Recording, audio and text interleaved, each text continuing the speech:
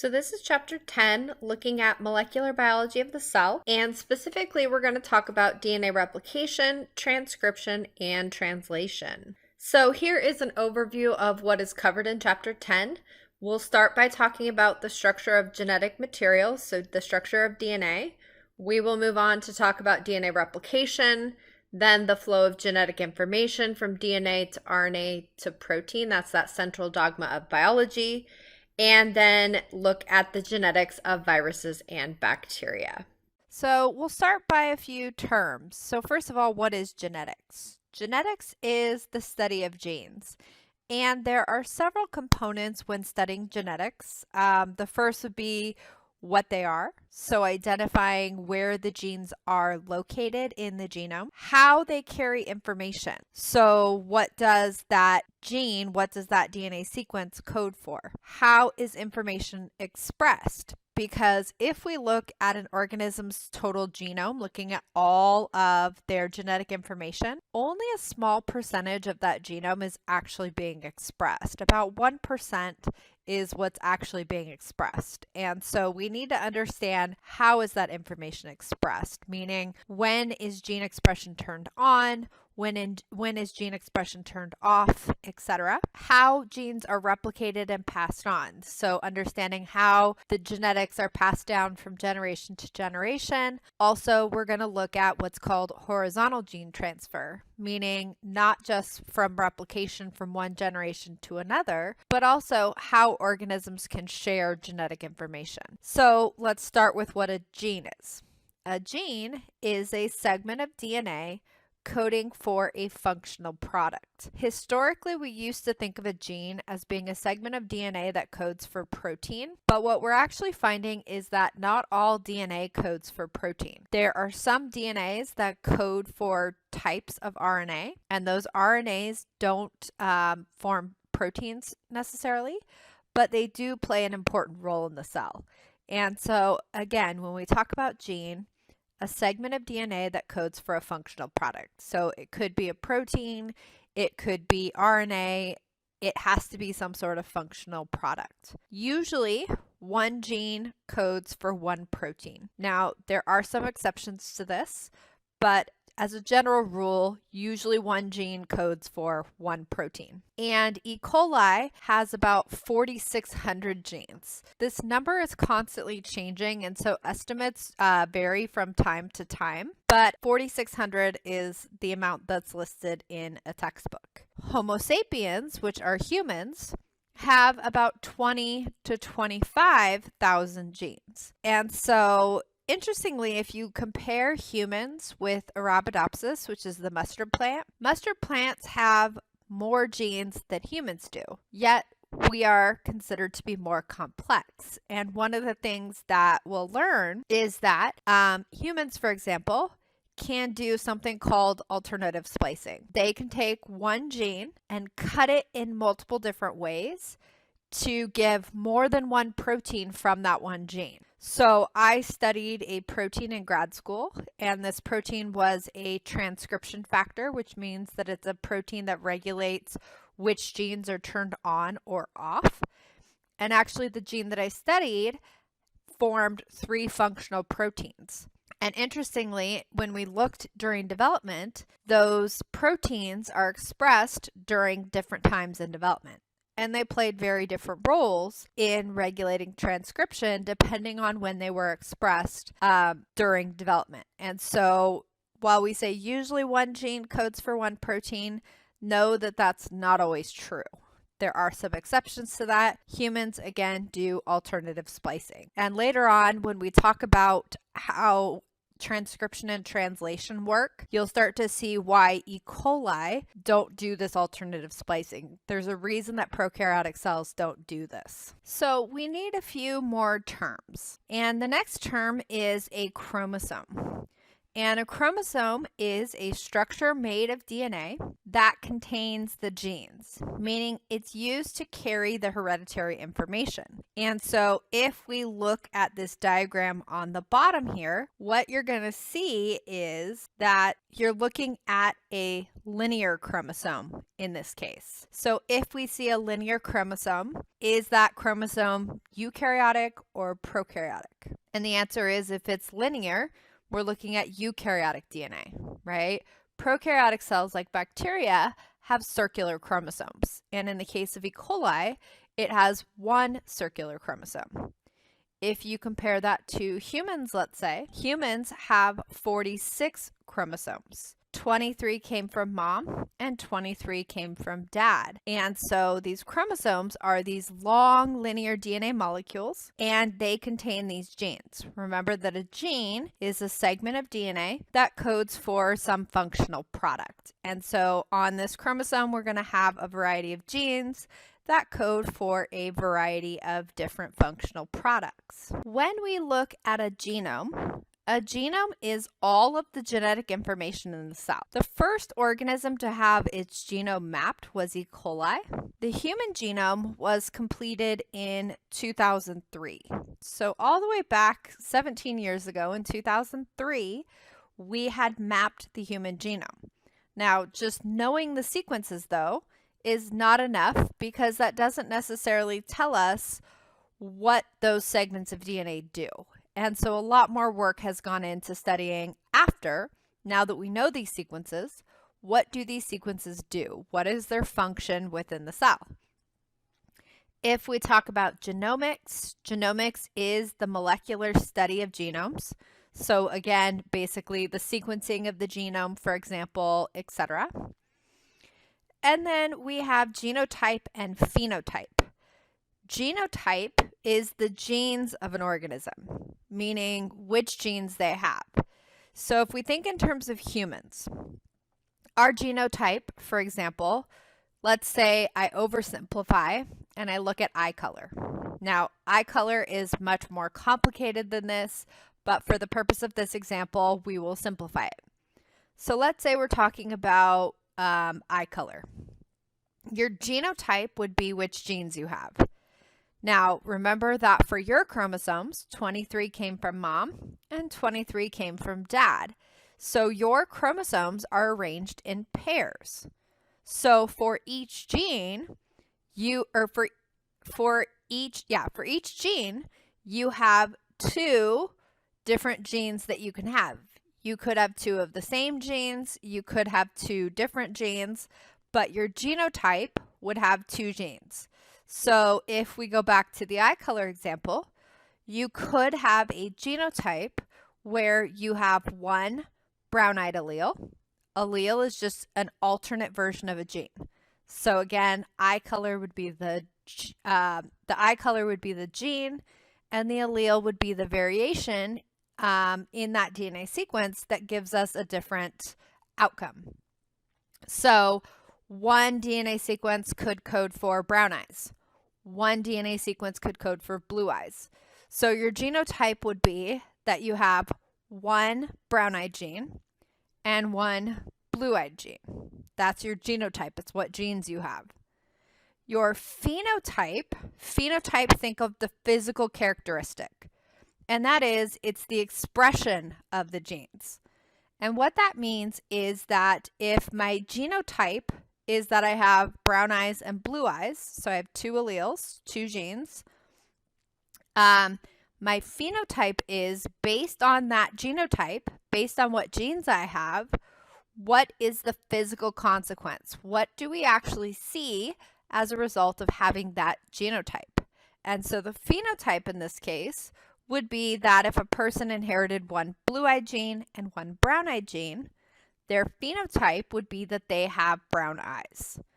And so again, this is oversimplified. Eye color obviously is controlled by more than one gene because we don't have just brown or blue. We have so many variations in between, which tells us that there are multiple genes that control eye color. But that example was just to kind of simplify and help you understand the difference between genotype and phenotype. So think of genotype, genes. What sequences does that person have? Do they have a brown-eyed gene and a brown-eyed gene? Do they have two blue-eyed genes? Do they have a brown-eyed gene and a blue-eyed gene? And then the phenotype is what we see as a result of having a particular gene or combination of genes. And so that's genotype and phenotype. So what you're looking at here is an E. coli, and this E. coli has been chemically treated. And what happened is that this chemical causes the DNA to come out. And so what you're looking at is all of this yellow strand yarn looking parts are actually the chromosomes, or the one chromosome that's found in that E. coli. And notice that if you look at this chromosome looks so much bigger relative to the cell. The chromosomes, if you were to lay it out flat, the DNA is actually 1,000 times longer than the cell itself. Yet, that chromosome can package up very tightly, and inside of the E. coli, it only occupies about 10% of the space inside the cell. And so what that tells you is that this chromosome is able to pack in very tightly.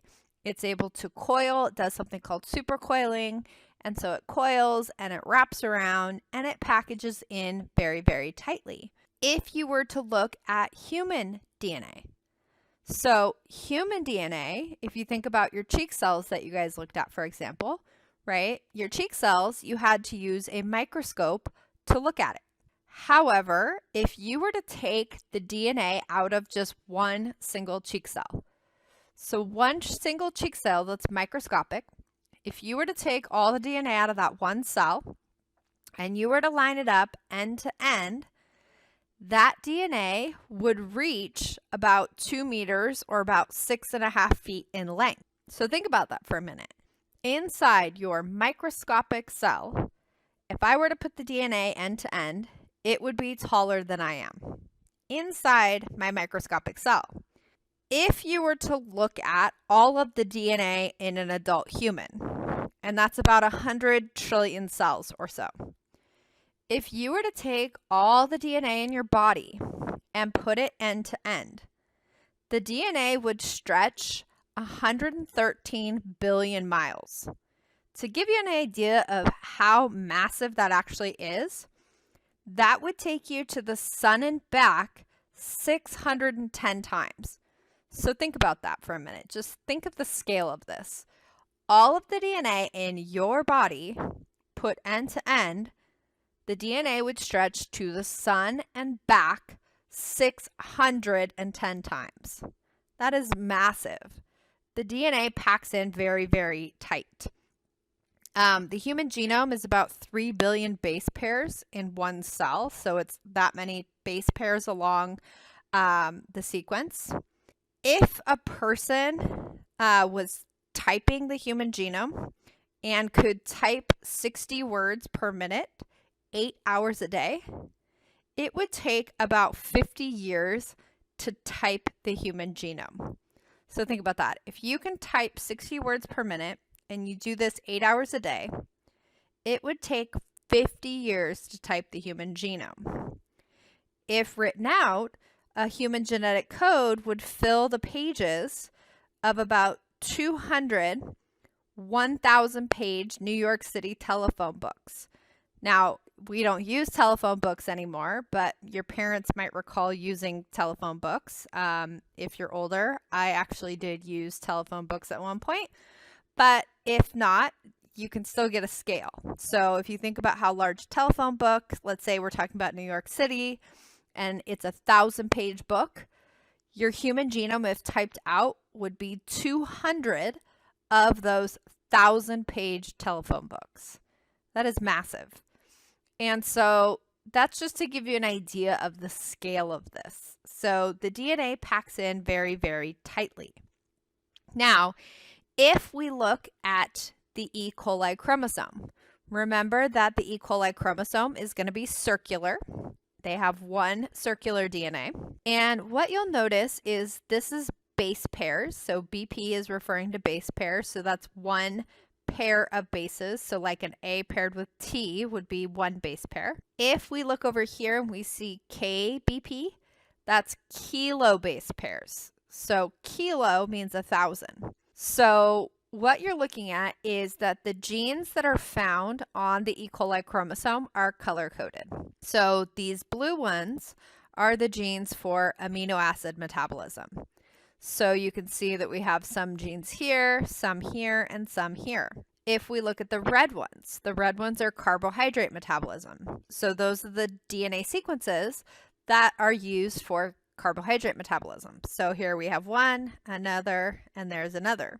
If we look at the pink ones are genes for DNA replication and repair. And so notice that to an extent, these are kind of clustered on the chromosome. There's another one out here, but we have this kind of cluster of genes that are used for replication and repair. Lipid metabolism, so we have a cluster of genes here. If we look at membrane synthesis, notice that those are very clustered. They're all found within a short segment on the chromosome of E. coli. Now, in humans, some of our genes are clustered too. And so they're arranged in a cluster and they do something similar, meaning they code for similar types of proteins that have some coordinated function. And so same idea here. So in the E. coli, we have this little cluster of genes that all play a role in membrane synthesis.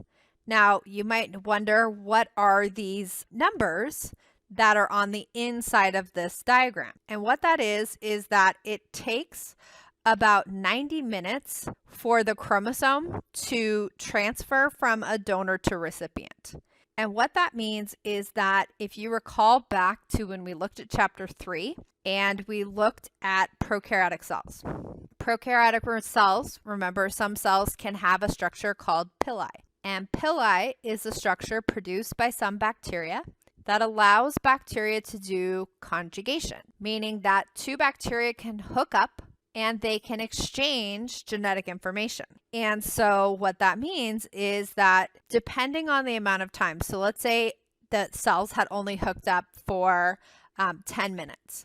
That means only these genes here would have been transferred. If we get to 20 minutes, it would be all of these.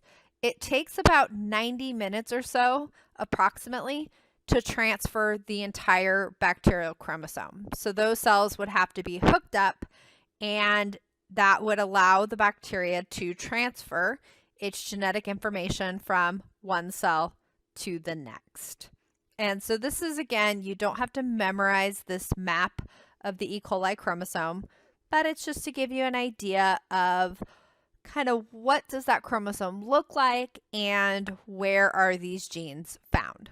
So throughout this lecture on genetics, we're going to break this down into 3 parts. The first part, in terms of the flow of genetic information, is we're going to look at what's called vertical gene transfer. And so that means going from a parental cell, and that cell is going to replicate and give rise to 2 daughter cells. So the first part of the genetics lecture is going to be focused on looking at DNA replication. So how DNA is replicated, how that's passed from one generation to the other. The second part of this lecture is going to be looking at gene expression. And what that means is now we're talking about the central dogma of biology, meaning how we go from a DNA sequence and we transcribe it to make an mRNA. That's transcription because we're transcribing a similar language. DNA and RNA are both nucleic acids. And then the mRNA is going to code for the protein. And that process is called translation because we're translating. We are going from nucleic acid language to protein language. Those are different types of macromolecules. And so this is translation. And so we're going to look at how gene expression occurs within the cell. How does the cell make those proteins which give us the phenotype? Remember, the phenotype is the physical consequence of having a genotype. So depending on what genes you have, that will dictate what proteins get produced. And if you think about all of the biochemical tests that we've looked at so far, let's say we're talking about starch hydrolysis. If we're talking about starch hydrolysis, remember, we're testing to see, are bacteria able to hydrolyze starch? Can they break down starch as a food source? And essentially what we're testing is, do they produce amylase? Amylase, ACE, enzyme. Enzymes are protein. And so what allows bacteria to either make or not make amylase is depending on, do they have the gene? Do they have the DNA sequence? Because if they have the DNA sequence, then it can be translated to make that enzyme, which allows them to do that metabolic process. And so the genetics of it all is ultimately what dictates which metabolic pathways different bacteria can do, why some can do sugar metabolism and others can't. It all comes down to enzymes. Which enzymes do bacteria have? Which ones do they not have? And again, that's all going to come down to genetics, which genes the organism has. And so the second part of this lecture is going to focus on gene expression. So how do we go from transcription and translation? How does the cell process that information? And then the last part is going to focus on what's called recombination. And that's going to be our horizontal gene transfer. And so that's going to be a transfer of genetic information between two cells of the same generation. So for example, we'll look at a type of recombination that we've already talked about, which is conjugation, right? One cell can form sex pili, connect with an adjacent cell, and pass DNA from one cell to the other. And so that's going to be our recombination. And so the third part of this lecture will be looking at recombination and talking about how recombination occurs, what types of genes can be transferred along this line, etc. So, biological problem. Where does the cell's DNA go when the cell divides? So if you think about it, if you have, let's say, a cell and it has some genetic information. If that genetic information does not duplicate before the cell divides, you're going to end up with one daughter cell that has DNA and the other one does not. And so the biological solution to this is that the cell is going to replicate its DNA first. So it's going to take its DNA and it's going to make an exact copy. And then those two copies are going to split into two cells. And these daughter cells are now offspring and identical copies of this parent cell. And so bacteria, for example, will do this through a type of asexual reproduction.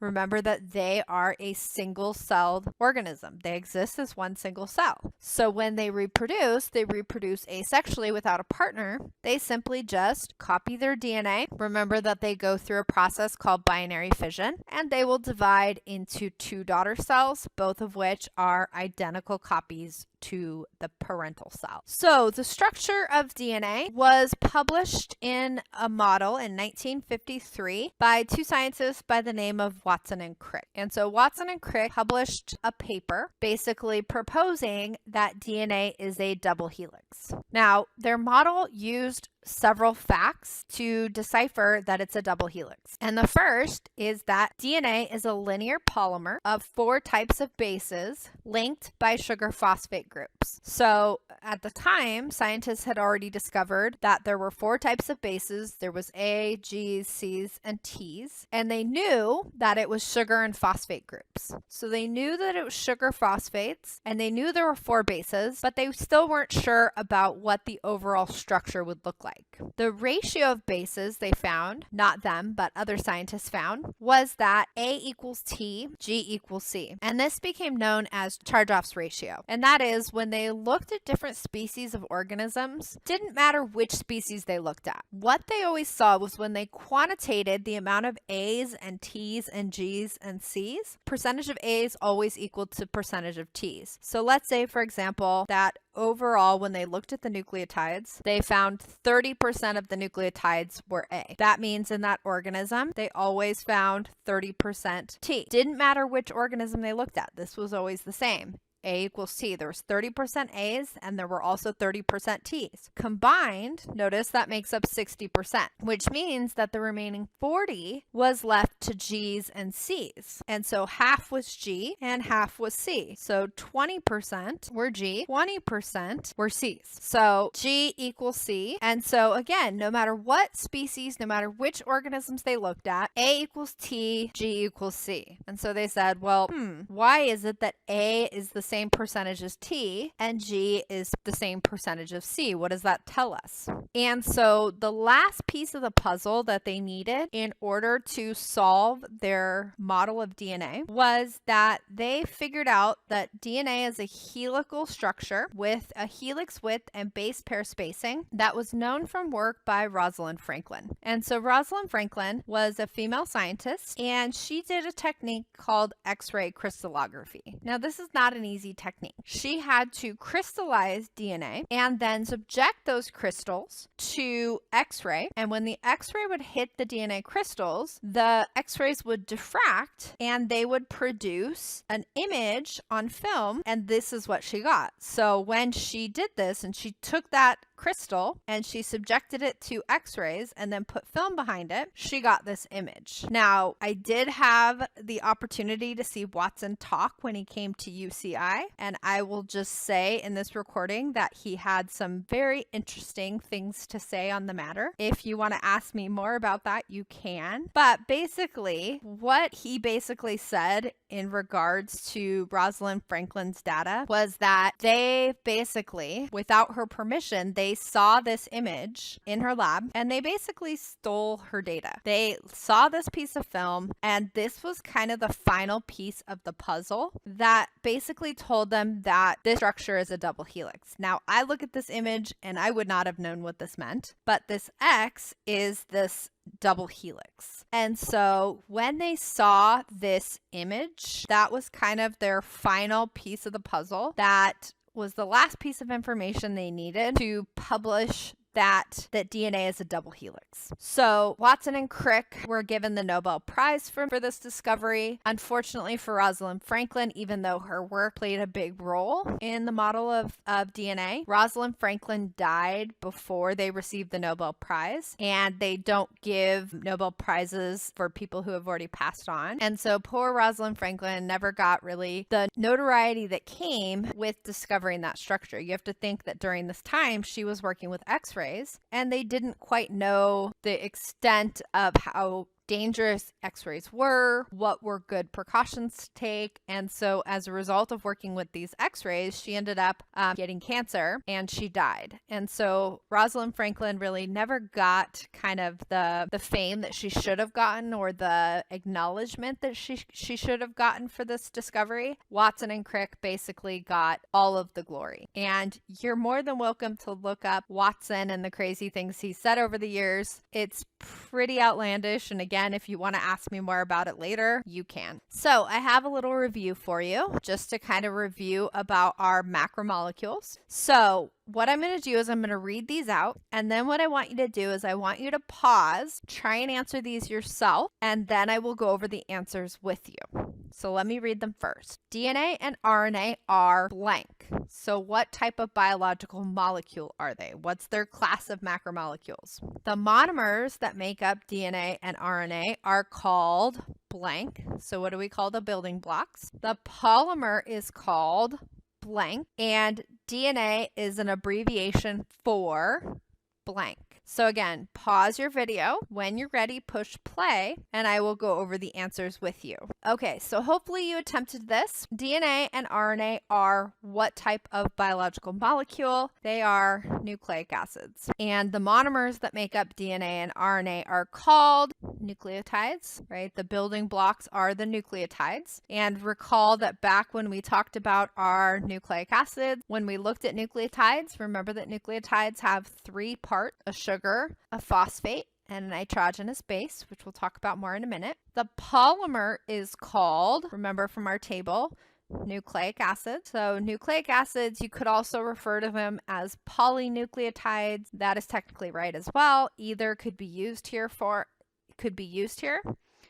And then DNA is an abbreviation for deoxyribonucleic acid. So deoxyribonucleic acid, DNA. And then RNA is ribonucleic acid. So it doesn't have the deoxy part. And so again, we'll talk about differences between DNA and RNA in just a minute. So again, just to review, building blocks of DNA, again, are referred to as a nucleotide. And each nucleotide has 3 parts. It has a sugar, and the sugar is deoxyribose in DNA or ribose in RNA. So we have our pentose, our 5-carbon sugar. So carbon 1, 2, 3, 4, and 5. And again, the deoxyribo comes from the fact that at carbon 2, there's no oxygen on that carbon. It's just a hydrogen.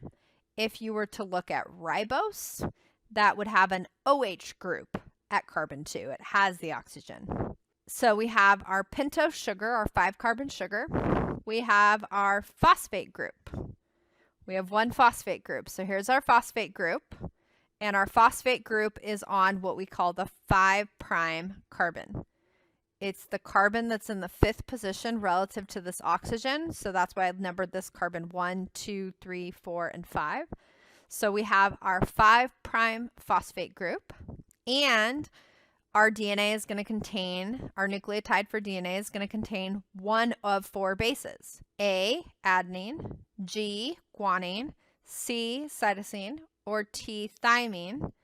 And so it's going to have one of those nitrogenous bases. Again, if we're talking about RNA, it's going to be A, G, U. So RNA doesn't have T or C. So that's for RNA. And so this is the building blocks of the DNA. Building blocks of DNA get put together to make the polymers, which are the nucleic acids. And if you look at RNA, remember that we talked about that RNA is single-stranded, while DNA is double-stranded. And if you look at a double-stranded DNA molecule, you'll notice it kind of resembles a ladder. It has a backbone, and it has rungs from the ladder. And the backbone, remember, are the alternating sugar phosphates. So there's sugar, phosphate going down the strand. And that's on both sides of the ladder. The rungs of the ladder, remember, are going to be your nitrogenous bases. And we talked about that for our base pairing, A is going to pair with T and G is going to pair with C. And so remember that we said that the reason that DNA pairs the way that it does is, remember, purines, shorter name, larger ring structure. Purines are 2 rings big, while pyrimidines, which have a longer name but a smaller ring, pyrimidines are smaller rings. And notice that if you put 2 purines together, that would be too wide. If you put 2 pyrimidines together, that would be too narrow. However, if you match a purine with a pyrimidine, and that's the same going all the way down the strand of DNA, what you're going to get is a DNA double helix with uniform diameter. And this was consistent with the X-ray data from Rosalind Franklin. And so this is just another image of the structure of DNA. Okay, again, remember I said it kind of resembles a ladder, except that this ladder is actually twisting, and that's what we call the double helix. This is just a couple diagrams of different structural models of DNA. On the far left, you can see the ribbon model. And in this particular model, you don't see these sugar phosphates, just notations of them. So blue, yellow, but you can see the base pairing. So you can see G pairs with C, A pairs with T. And remember that we said that the bonds between the base pairs, those are hydrogen bonds. And you're going to see in a minute that that's important because that weak interaction between those bases allows for the 2 DNA strands to separate during replication. The structure in the middle, this is a partial chemical structure. It shows you some of the chemicals that make up DNA. So you can see the phosphate, you can see the 5-carbon sugar, you can see these nitrogenous bases, but it doesn't show you all of the atoms on the DNA molecule. And then the far right is just a computer space filling model, just showing you the overall structure of DNA. So we mentioned that the 2 strands of DNA run anti-parallel. And what that means, remember, is that one strand runs 5' to 3', and the 5' is going to be, if you look at the sugar's numbered 1, 2, 3, 4, 5. It's a 5-carbon sugar, remember? And those 5 carbons are numbered, and they're given a prime designation. That's that little line there. So the 5' end is going to be the free 5' phosphate. Notice if you look at the rest of the 5' phosphates along the strand, it's participating in that covalent bond that's joining the nucleotides together. So this one's not free, this one's not free, but the only free one is going to be at this end, and we call that particular end the 5' end. Now conversely, on the 3' carbon, okay, on the 3' carbon, normally you'll have these OH groups, these hydroxyl groups. Notice here, the hydroxyl group is participating in this bond. Same thing here and here, but this is the only free 3' hydroxyl group. And so we refer to this as the 3' end. And so if you look at the two strands of DNA, this one goes 5' to 3', and notice that the complementary strand, notice up here is the 3' end. So here's that hydroxyl group that's free, and on the strand on the bottom, there's your 5' end. And so notice that these two strands run in opposite directions. One goes 5 to 3, the other goes 3 to 5, and we call that orientation anti-parallel. Okay, so anti-parallel means that they run in opposite directions. So, question for you, and I would like you to pause the video and think about the question, and then when you're ready, go ahead and turn it back on. So, what type of bond joins the bases of complementary DNA strands? So go ahead, take a minute, pause it. So if you said hydrogen bonding, you are correct. Okay, and so the hydrogen bond is going to be the one that joins complementary DNA strands. If we were talking about the backbone joining nucleotides together, that then would be a covalent bond. But in this particular instance, the answer is a hydrogen bond. So let's talk now about DNA replication and how it occurs. When looking at DNA replication is semi-conservative. And what that means is that when you look at an original parental DNA molecule, okay, so here is our parental DNA. And remember that before mitosis occurs, DNA needs to replicate. It needs to make an exact copy. And so that parental strand of DNA is going to separate, okay, and so the two strands are going to separate, and remember that's why those hydrogen bonds between base pairs are so important, because that weak interaction allows for the two strands to separate. And so the two strands are going to separate from one another, and those template strands act as a template, and DNA polymerase, an enzyme, is going to come in and it's going to read the sequence of bases. So where it sees an A, it's going to put in the complementary T. And where it puts in a C, it's going to put in a G. And when it reads T, it's going to put in an A. And it's going to do that on both template strands. Okay, and so both of the parental strands act as a template to form a new DNA molecule. And so what you get when DNA replication is finished is that you get two DNA molecules, and each double helix is made up of one original parental strand, okay, that's the darker blue, and one newly synthesized DNA molecule, that's the lighter blue that you see. And so this is semi-conservative. You're conserving the parental, but you're also adding a new strand to it. And so this is just a diagram showing you semi-conservative replication. And in this particular diagram, the blue one is going to be the parental strand, and notice that it's opening up, and as it opens up, a new complementary strand is synthesized by reading the template strand. Now, replication begins at origins of replications. These are specific sequences on the DNA that are recognized by specific proteins. And when these proteins recognize these sequences, they're going to unwind the DNA. And so they're going to unwind it, and when they do that, they're going to form this replication bubble. Okay, and so they're going to separate the two parental strands, and once they do that, now replication can begin.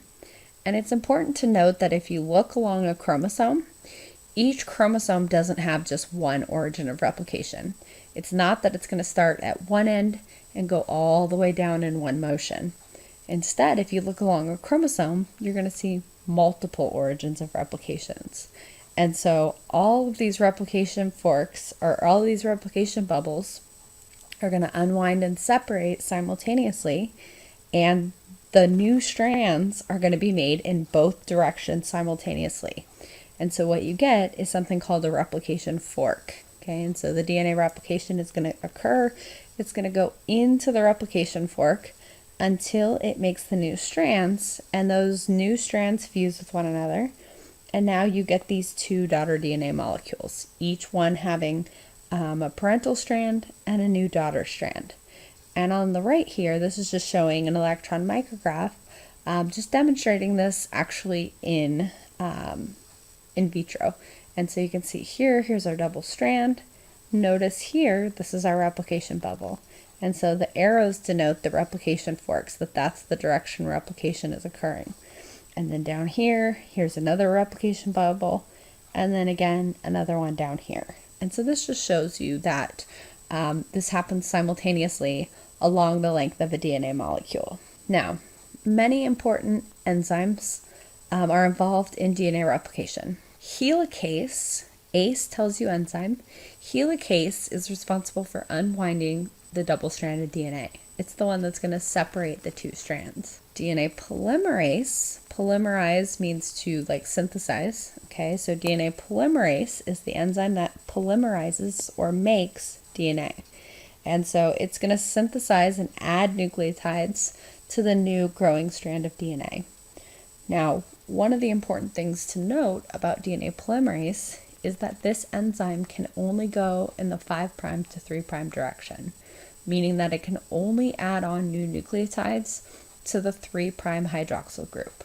And this is going to be important in a minute when I show you a diagram of how DNA replicates. Another important feature of DNA polymerase is that it helps with editing out mistakes. Basically, it's a proofreading enzyme.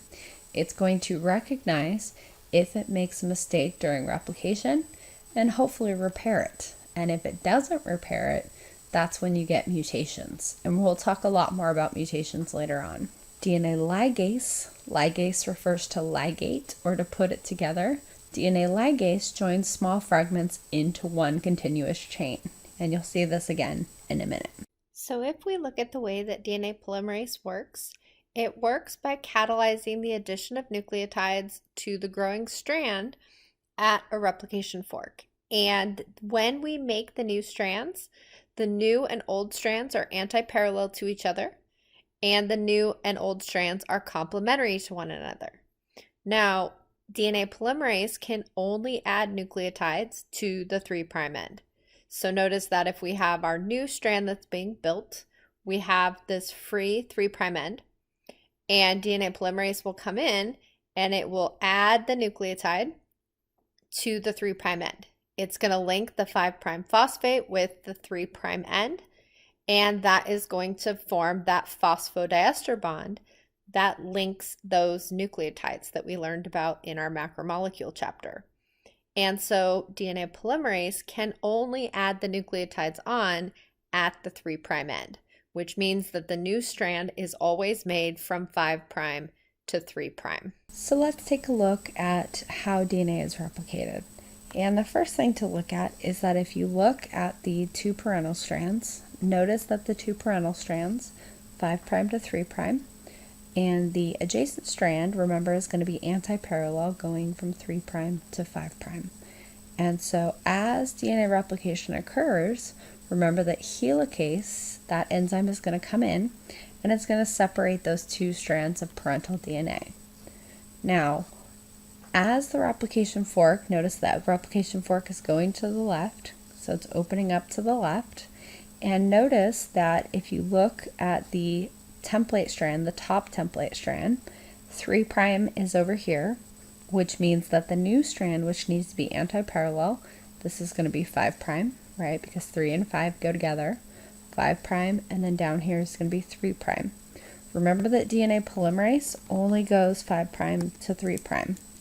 And so this strand, which is going into the replication fork, we call this the leading strand.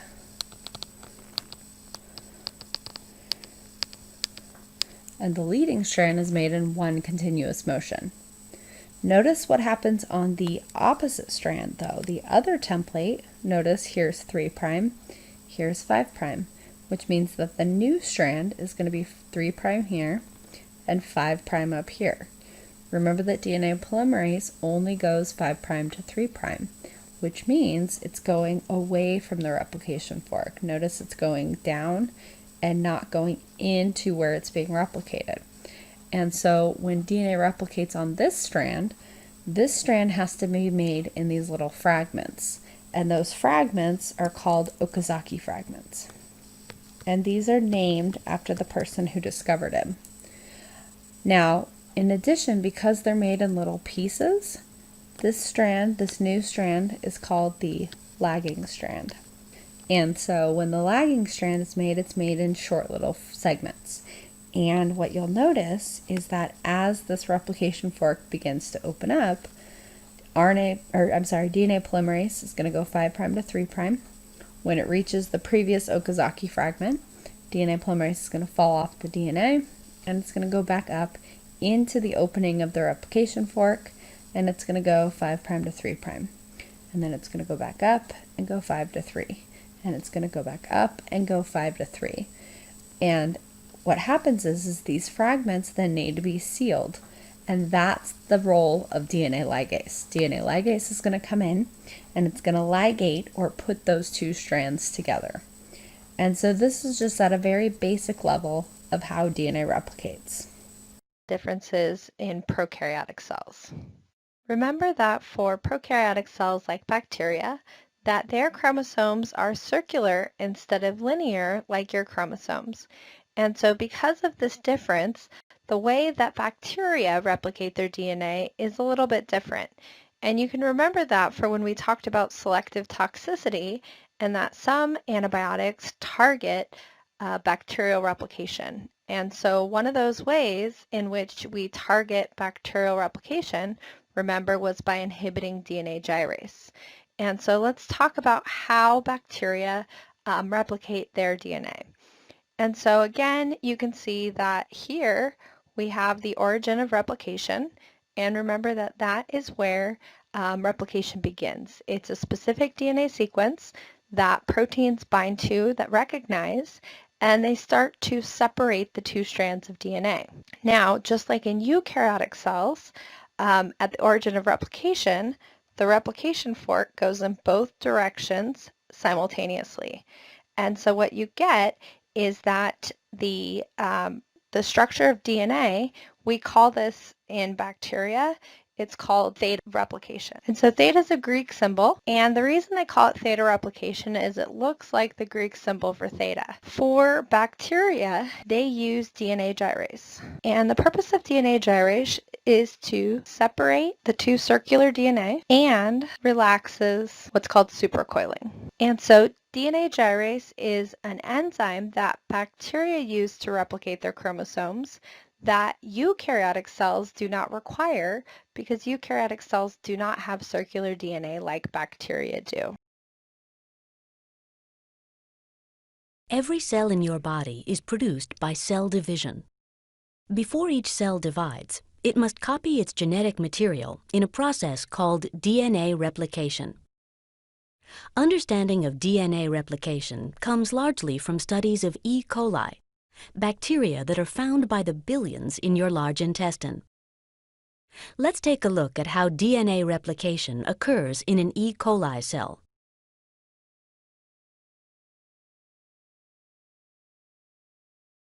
As we zoom in, we see the DNA. At the origin of replication, the two strands of DNA separate, serving as templates for making new strands. The result is a replication bubble. The bubble grows in both directions, forming two replication forks. Let's zoom in on one of them. Many proteins work together at the replication fork. Only some are shown. Here, the DNA is unwound, and DNA polymerases, shown in orange, build new strands of DNA. DNA polymerase always begins a new strand by adding to an existing RNA primer, shown here in red, that has been constructed first. Original parental DNA strands are shown in dark blue. Newly formed DNA strands are shown in light blue.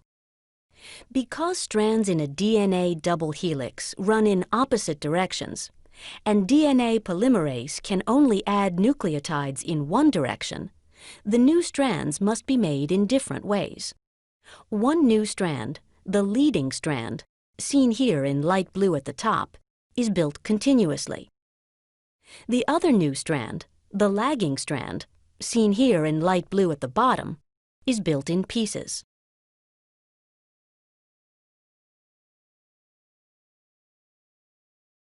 First, let's focus on the leading strand. DNA polymerase builds a new strand of DNA by adding DNA nucleotides one at a time. Each new nucleotide must pair up with its complementary nucleotide on the parental strand. Adenine always pairs with thymine. Guanine always pairs with cytosine. Adding new nucleotides works the same way on both the leading and lagging strands.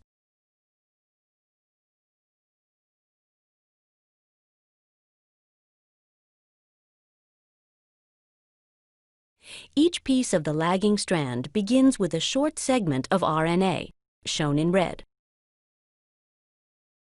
A protein clamps the RNA and attaches to DNA polymerase, which builds the rest of the new piece as DNA. When the piece is finished, it is released from DNA polymerase. How are pieces of the lagging strand joined together? A different DNA polymerase removes RNA and replaces it with DNA. However, it cannot finish connecting the pieces. An enzyme called DNA ligase joins the pieces together.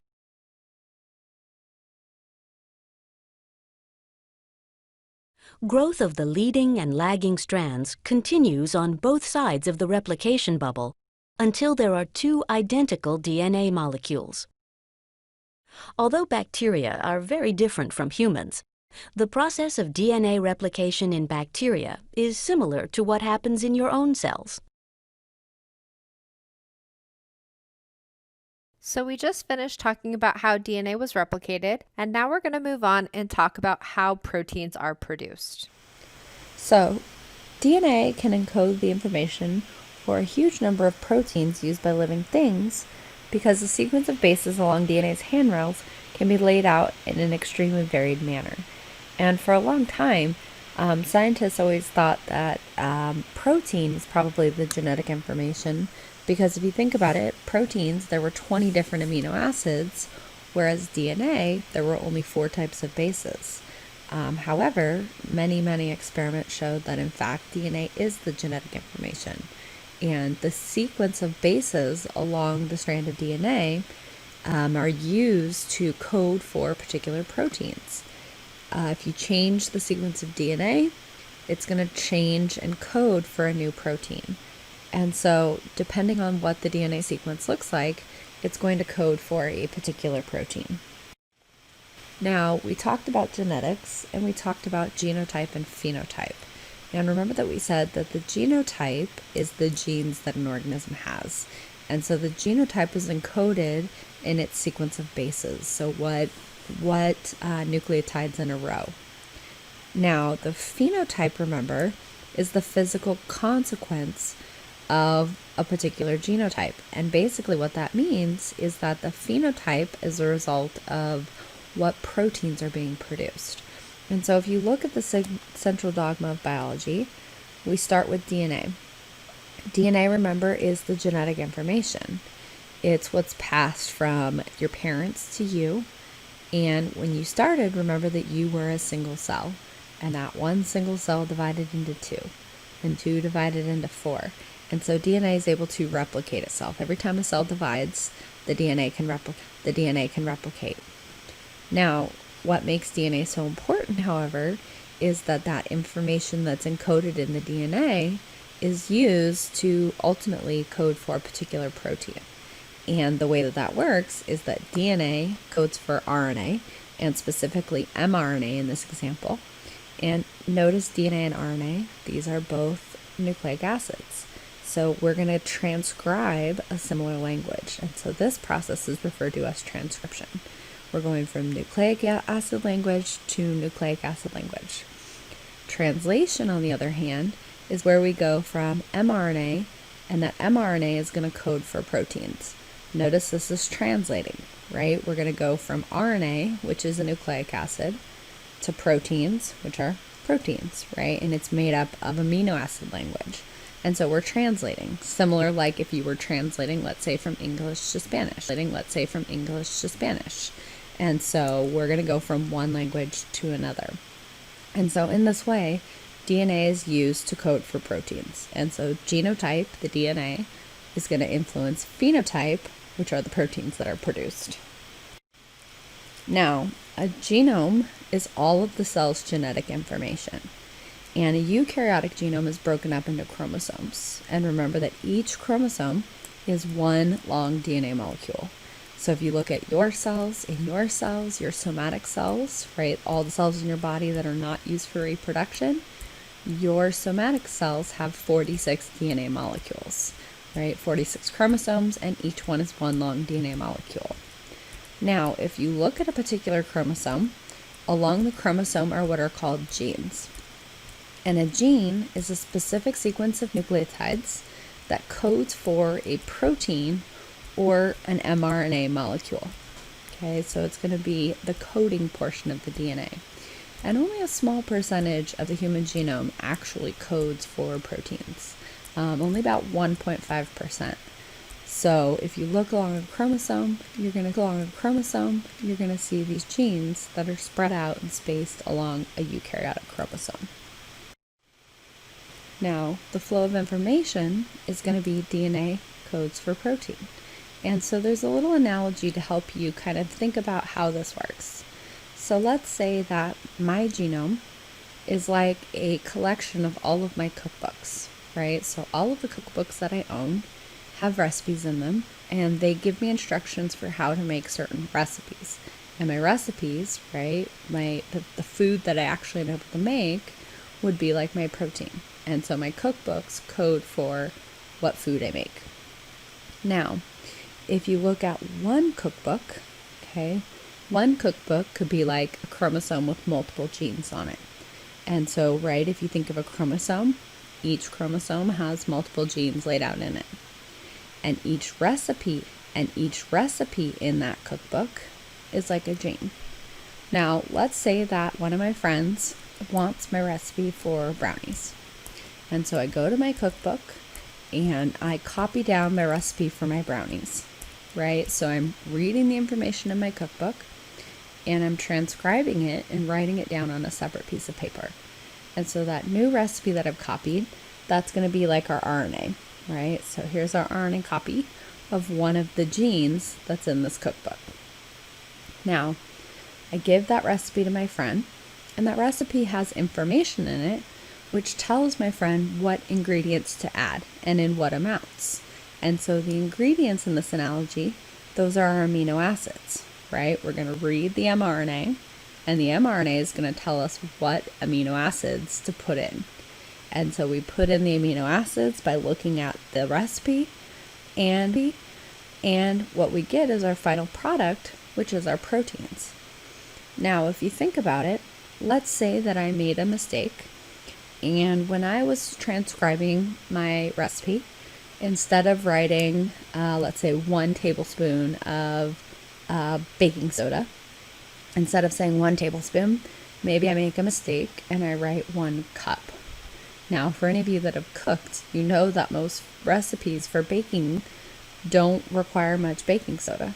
So if I write it down incorrectly, right, if I make an error, my friend is going to read the recipe, right? So it's like reading the mRNA, and she's going to put in the wrong amino acids, right? She's going to put in too much baking soda.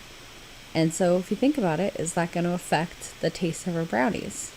Absolutely, right? Her proteins are not going to come out properly because she had the wrong information to put in the wrong amounts of amino acids.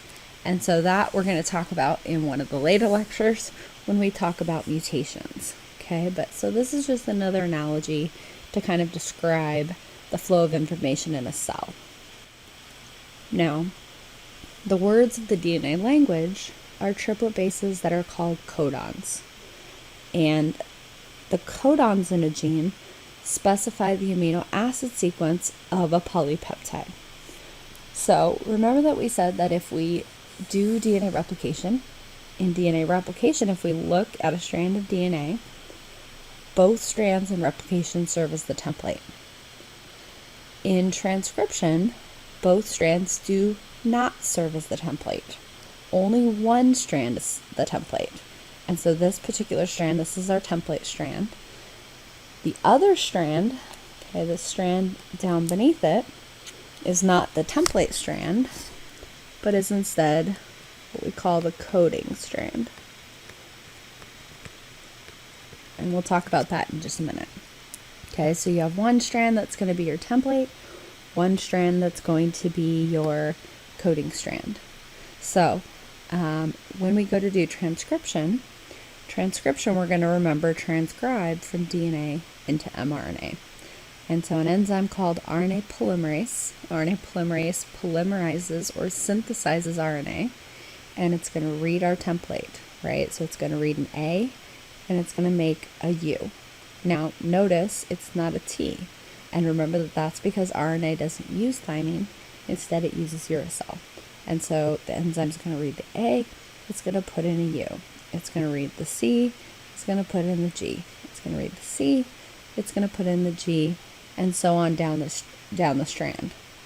Now, if you notice, if you look at this mRNA, and you look at this strand here, which we call the coding strand, notice what you see when you look at those two strands. What do you notice that they have in common? And if you think about it, right, notice that this is the exact same sequence as the coding strand, except anywhere there's a T, there's now a U, right? TGG, this is now UGG. And there's 3 T's, there's 3 U's. And so this is the coding strand. It's the same sequence as what is coding, which is the mRNA. Now, why is it 3 nucleotides per codon? Remember that we said that there are 20 amino acids. So if you think about it, if it was only 1 nucleotide per codon, meaning A gave you 1 amino acid, T gave you another, G gave you another, and C gave you another, 4 bases to the first power, meaning that every nucleotide gives its own codon, there would only be 4 possible amino acids. But we know that's not true, right? We know that there are 20. If it were 2 nucleotides per codon, like AA gives us one thing, AT gives us another, 4 to the second, or 16 amino acids would be possible. But again, there are 20. If it was 3 nucleotides per codon, 4 to the third power, 64 amino acids. And so that is enough coverage to give us all 20 amino acids. And so in a minute, we'll talk about why there are 64 possible amino acids, but there are only actually 20. And so what you should look at now is that if you look at these codons, these groups of 3 nucleotides, those are going to code for a particular amino acid. That's translation, right? We're going to translate. We're going to go from mRNA language and translate into amino acid language. And so these codons will be read and the appropriate amino acid will be brought in. Now, this diagram here on the right is the genetic code.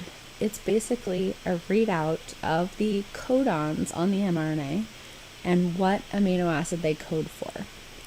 The genetic code was determined in the 1960s, and a group of scientists started out using a translation machinery in a test tube. And so they mixed a UUUU, so this long poly U sequence, this UUU mRNA, and they mix it with all the components for translation. So they give it the ribosome, and they give it amino acids. And what they found was that if they did this, if they mixed this mRNA with all of the translation machinery, what they got was a sequence, an amino acid sequence. Notice that UUU codes for phenylalanine. And so when they did this, they got an amino acid sequence that was repeating phenylalanine over and over again. And so that told them that UUU codes for phenylalanine. And so they kept doing this with many, many different sequences until they were able to determine the genetic code. Now, if you look at this, the way that you read this, over here on the left, first mRNA base. So let's say we started with the sequence. Let's say our codon was CGG. Okay, so let's say we're trying to look for CGG. So here's C. Second base is here, G. G. So CGG would give us arginine. Now, if you look at this genetic code, there's a couple features about it that will become apparent. And the first is, you notice that there's one in green, AUG. AUG is what we call a start codon, meaning that that's where translation is going to begin. And you'll also notice it also says MET or start. MET is from the amino acid methionine. So if you're looking at the mRNA, the first AUG, that AUG is going to serve as the start of translation. And it's also going to bring with it the first amino acid, which is going to be methionine. So all proteins initially begin with the amino acid methionine. Now, any subsequent AUG is not going to serve as a start codon. It's instead going to just be another methionine amino acid. The other important thing to notice that there are 3 that are in red, and those 3 that are in red say stop. We call those our stop codons. Those are going to signal the end of translation, and we're going to stop making the protein at that point. Now, I'm not going to expect you to memorize these 3 stop codons, and in fact, you won't be asked to memorize any of the genetic code. If I ask questions related to this, I will in fact give you the genetic code. So, if you look at this, there's a few other features that we need to refer to. And the first is that the genetic code shows something called redundancy. And that is that multiple codons can give you the same amino acid. Notice here, for example, CU and any third nucleotide gives you leucine. UU, A, or G also gives you leucine, right? And so multiple codons can give you the same amino acid. So because of that, we say that the genetic code is redundant. Multiple codons are going to give us the same amino acid. And so remember, there are 64 possible amino acids, but there are only 20 actual amino acids. And that's because the genetic code is redundant. The other thing about the genetic code is that the genetic code is unambiguous, meaning that any codon for one amino acid never codes for another amino acid. So it's unambiguous. It always will give you the same amino acid. Like UUU will always give you phenylalanine. Another feature of the genetic code is that it doesn't contain spacers or punctuation, meaning that codons are directly next to one another with no gaps in between. And then lastly, the genetic code is nearly universal, meaning that the same genetic code is used for bacteria, for humans, mice, worms. Okay, and so this genetic code, is universal across many, many organisms. So here's just an example showing you that in fact the genetic code is universal. These mice here, these ones that are green, they're actually glowing green, and they have a gene for jellyfish in them. And this gene that jellyfish has is called GFP, which stands for green fluorescent protein. And in jellyfish, they can make this GFP protein and they fluoresce green. And so what these scientists did was they took the gene for GFP, this jellyfish gene, and they put it into mice, and you can see that the mice glow green, meaning that the mice were able to take that jellyfish gene and make the GFP jellyfish protein. And so this is just an example to demonstrate that the genetic code is nearly universal, that you can take a gene from one organism and put it into another, and it's going to make the right protein. This little mouse here, this is a mouse that doesn't have the GFP gene, and you can see he's not glowing green. So this shows you that this is in fact due to the fact that they have this other animal gene. So this is an example, and this is going to help you with lab, okay? So in a minute, you're going to go ahead and pause, and I want you to work on this and see if you can go through this. And so what I gave you is I gave you the coding DNA strand, okay? And so you need to go in and fill out what would the other DNA strand be. So like, what would the complementary DNA strand look like? What would the mRNA codon look like? What would the protein sequence look like? And when looking for the mRNA, keep in mind about what you need to look for to start making your protein. So keep that in mind when you're trying to determine your protein sequence. What does it need to start with? And so go ahead, take a minute, pause, and then you're going to go through and answer this. So let's go over the answers. So notice that the top one is the coding strand. And so what that means is that this other DNA strand is going to be the template. So if we have G on our complementary DNA strand, G is going to pair with C. A is going to pair with T. T is going to pair with A. G is going to pair with C. C pairs with G. T pairs with A pairs with T. C pairs with G. C pairs with G. And T pairs with A. So that is our double-stranded DNA. Now, when we go to fill in the codons, the mRNA, remember that which strand do you need to read and put in the complementary bases? And the answer is that if row A is the coding DNA, again, that means row B is the template DNA. It's the template DNA that gets read. So when we see C, RNA polymerase is going to read that, and it's going to put in G. Then it's going to come along and it's going to see T, and it's going to put in A.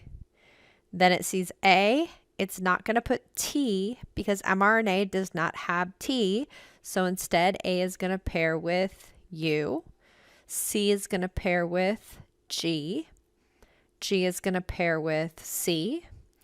A is going to pair with U. T is going to pair with A. G is going to pair with C. G is going to pair with C. And A is going to pair with U. So the next part involves getting the protein sequence. And so what we need to do is we need to look at our mRNA codons and start by looking for the start codon. Notice that the start codon is AUG. So we look for the first AUG, and that's going to put in methionine. And so if we look, here is AUG. So that is going to put in the amino acid methionine. So it's grouped by 3. So AUG is methionine. The next codon is going to be CUA. So we need to look on our chart here. So here's C, U, and A. That's going to give us leucine. So that is going to give us leucine. And then our next codon is going to be CCU.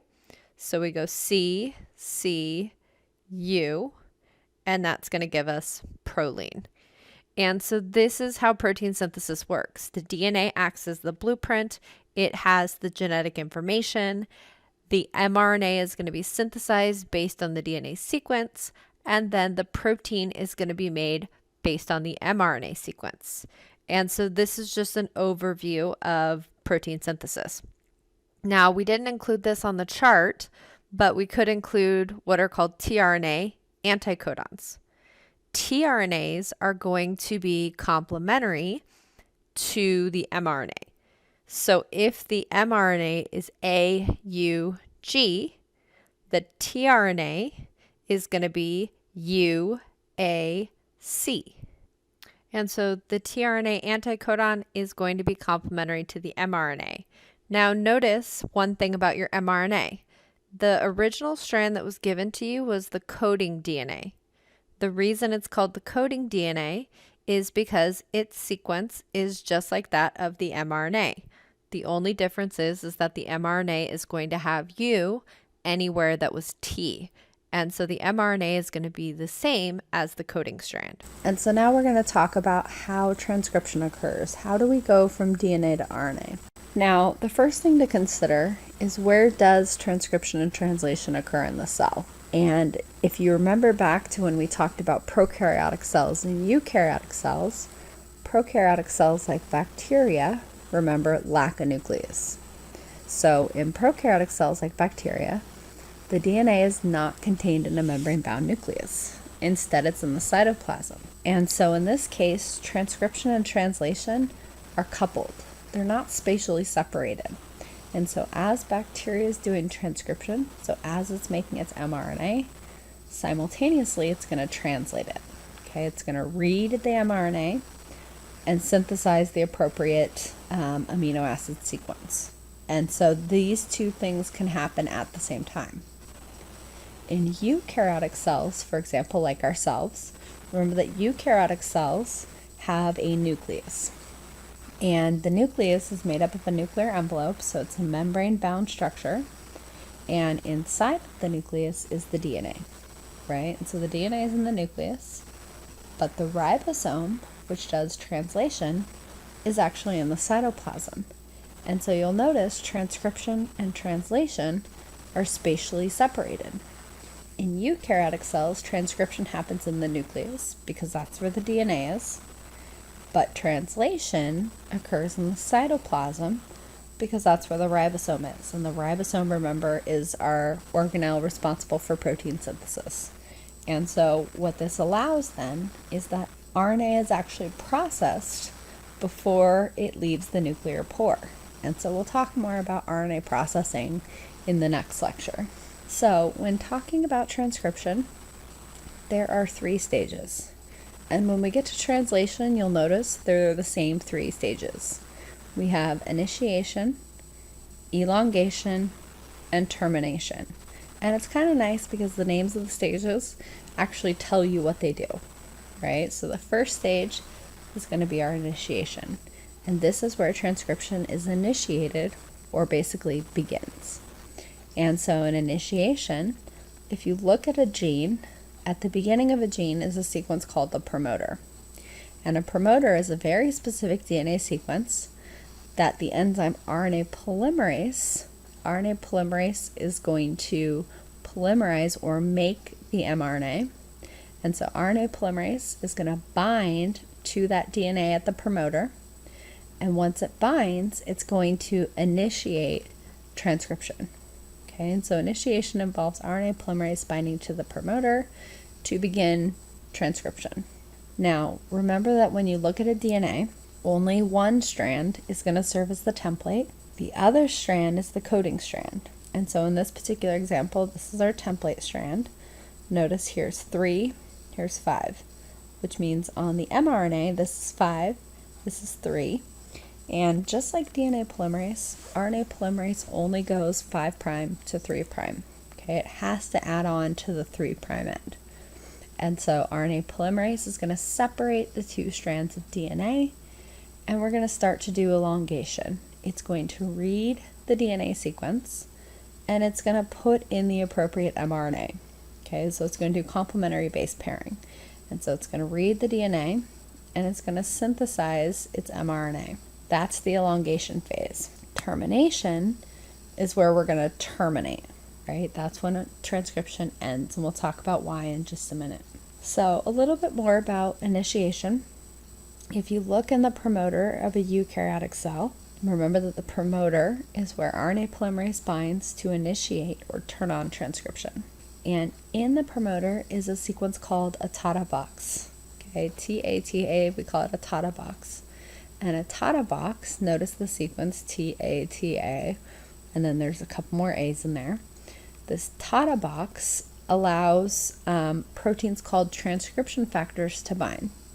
And so transcription factors are basically just DNA binding proteins that recognize certain sequences, and they, in some instances, help recruit RNA polymerase to the promoter, meaning that they help RNA polymerase bind to the promoter so that it can initiate transcription.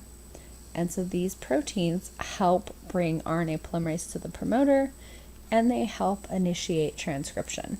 And so this is going to form something called the transcription initiation complex. Okay, it's this group of proteins that helps RNA polymerase bind to begin transcription. And so again, we're going to do elongation. RNA polymerase is going to separate the two strands of DNA. It's going to read the template, and it's going to put in the appropriate nucleotide complementary base pair, right? So if it's a T, it's going to put in an A. If it's a T, it's going to put in an A. If it's an A, it's going to put in a U, and so on. And so the new mRNA is going to be made by adding on at the 3' end free RNA nucleotides. This is going to continue until RNA polymerase reaches a sequence called the terminator. And when it reaches that terminator, it's going to terminate or finish basically transcription. And RNA polymerase at the sequence is then going to fall off, and transcription is complete. And so those are the steps in transcription. So here is a question, and again, you should pause it, think about it, and then answer. And the question says, transcription, is it red, occurs on the ribosome? Yellow is the final process in the assembly of a protein. Green is the synthesis of RNA from a DNA template.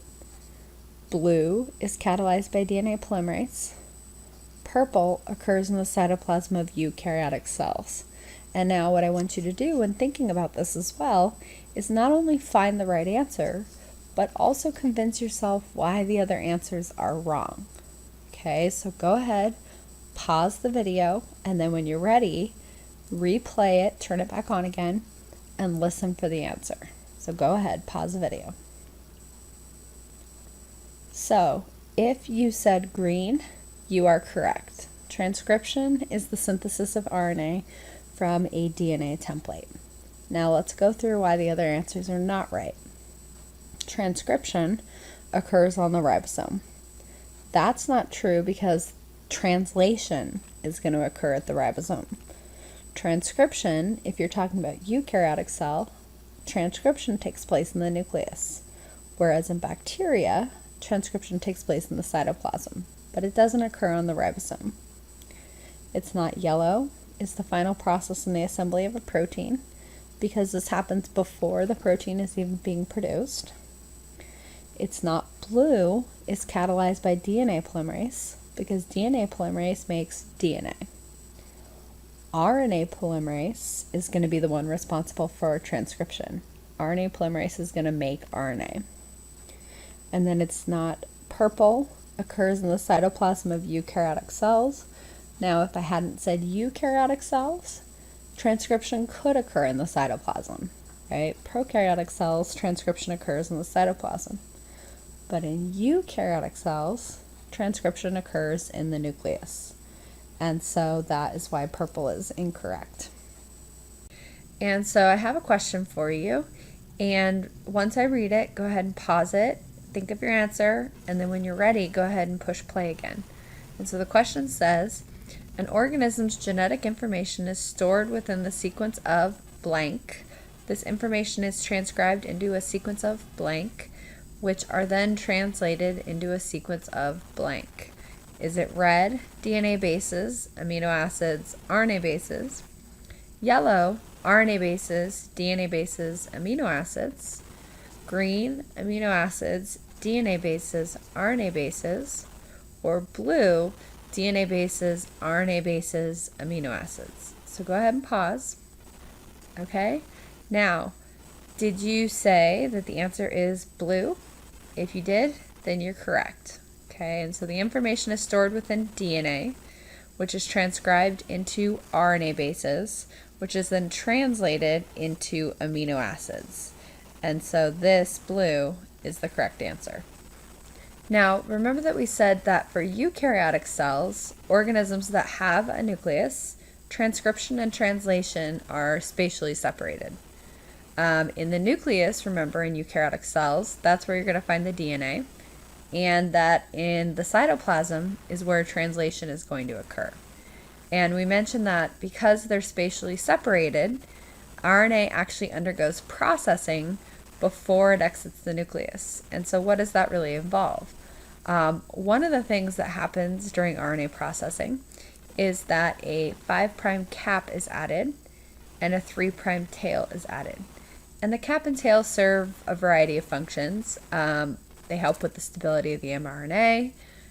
They also help with starting and initiating translation. And another sequence that you should be familiar with is that if you look here on the DNA, here's the exon, here's the intron. Now what are those? Exons are the express sequences. These are the ones that actually code for the protein. Introns, on the other hand, these are called the intervening sequences. These are the sequences that need to be cut out, and they do not code for the protein. And so when you look at the DNA, you're going to see exon, intron, down the gene. During transcription, RNA polymerase is going to read the entire DNA. It's going to transcribe both the exons and the introns. And so it's going to make this primary transcript.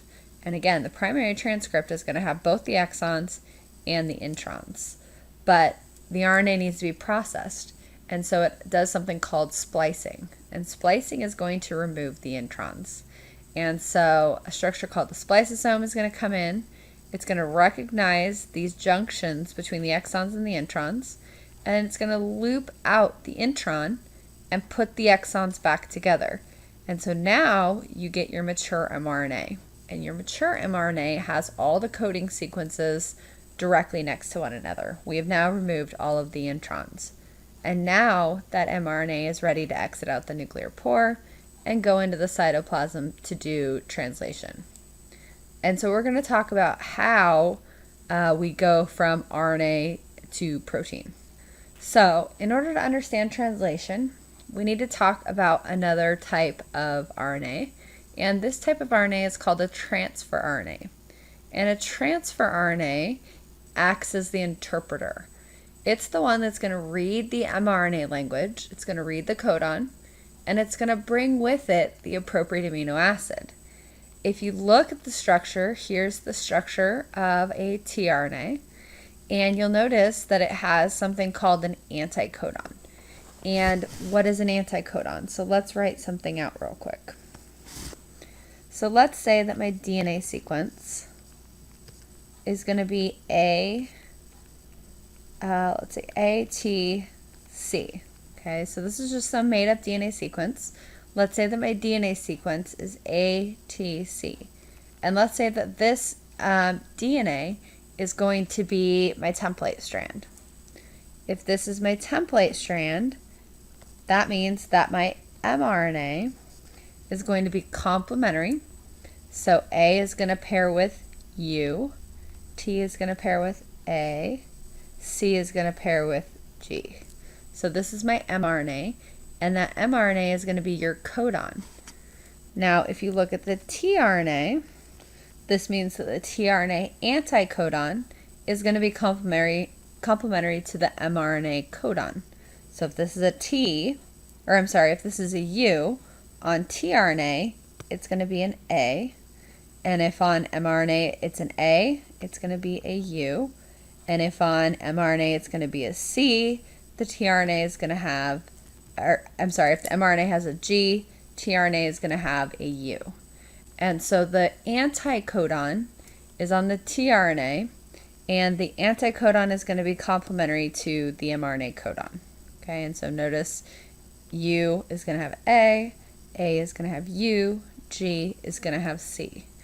And so this is the way that the tRNA is going to act as the interpreter.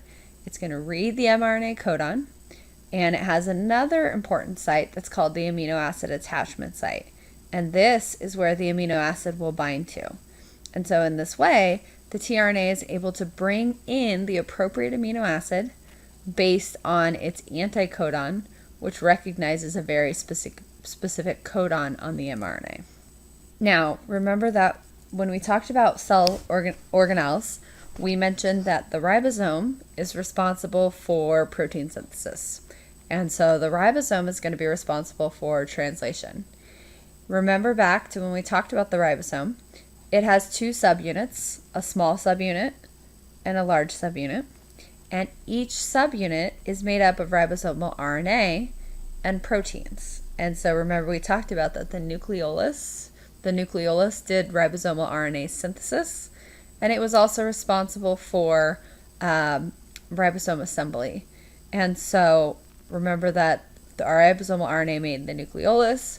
The proteins are going to come into the nucleus. Ribosomal RNA is going to get put together in the nucleolus with it, and it's going to make our large and our small subunits. And the large and the small subunits don't come together until translation. And so the nucleolus is only responsible for synthesizing or putting together, assembling the large subunit, and it's also responsible for assembling the small subunit. But it doesn't put them both together until translation. The large and small subunit will come together in the cytoplasm. Now, an important feature of the ribosome is that it has binding sites for both mRNAs and tRNA. And so you could see that it's going to bind the mRNA, and it also is going to be able to bind the tRNA to bring the anticodon with the codon. And notice here you can see that this has two tRNAs bound together side by side. And we'll talk about how translation works and how we can add on an amino acid to a growing polypeptide chain. So, just like transcription, translation has 3 steps: initiation, elongation, termination. So the same 3 steps that transcription has. So let's start by going through what happens in each step. So in initiation, the first thing that's going to happen is that the mRNA binds to a small ribosomal subunit. Okay, so here we see, here's our mRNA, here is our small ribosomal subunit, and the small subunit is going to bind to the mRNA. Now, remember that when we do translation always starts, the start codon is AUG. And so notice that this sequence here, this we call the UTR. UTR stands for untranslated region. Notice there's no AUG. So translation doesn't begin until the first AUG. And that first AUG is going to be bound by a tRNA that has a sequence of UAC, right? It's going to be complementary to the AUG. And it's going to bring with it the amino acid methionine. Remember that all proteins initially will start with methionine as the first amino acid. And so once that tRNA docks at the mRNA, now the large ribosomal subunit will come in. It's going to bind to the small subunit, and now we have initiated translation. We have our functional ribosome, and now we're ready to translate the mRNA sequence. Elongation, right, is going to be where we elongate or grow our polypeptide chain. And so what's going to happen is remember that we said that for this ribosome that there are 2 spots where the tRNAs can bind. And so the next tRNA is going to come in, and it's going to recognize the next codon. And so notice that your next codon here is GGA. And so a tRNA that's complementary, that has CCU, is going to come in and bind. Now, the important thing that's going to happen then is when these are coming together on the ribosome, those ribosomal RNAs are actually catalytic. They're able to catalyze or speed up the peptide bond between methionine and the next amino acid, so in this case glycine. And so it's going to form that peptide bond between those 2 amino acids. Methionine is going to leave its tRNA, and it's now going to be on the glycine. That tRNA is now going to leave, and then the glycine is going to shift. Okay, and so the ribosome is like a ratchet. It's now going to shift down to the right, so it's going to go this way. That tRNA is going to leave, so here you can see the tRNA leave. And then now there's a new spot that can be occupied by the next tRNA. And so that next tRNA comes in. It's going to catalyze the peptide bond between these amino acids. Once it does that, the the chain is now going to be over here. This tRNA is going to leave, and the next one's going to come in here. And so this is the elongation. This is going to be growing and lengthening that polypeptide chain. And then termination happens when we get to a stop codon. And so when you get to a stop codon, remember that there are 3 of them. The stop codons don't have a tRNA that's going to bind. Instead, they have a protein called the release factor protein. And this release factor protein is going to recognize the stop codon. It's going to bind, and because there's no amino acid to be brought with it, that's going to signal the end of translation. And so once we get this release factor and there's nowhere to add on to the polypeptide chain, now the ribosomal subunits are going to dissociate, they're going to come apart, and your polypeptide is now released and is fully formed. So how fast does translation occur? And the answer to that is that when we do translation, it's not that just one ribosome is going to bind at the beginning of the mRNA and it's going to go all the way through, and then it's going to come back and do it again and again. Instead, many ribosomes bind along the length of an mRNA, and they form something called the polyribosome structure. And so here's an electron micrograph. You can actually see this.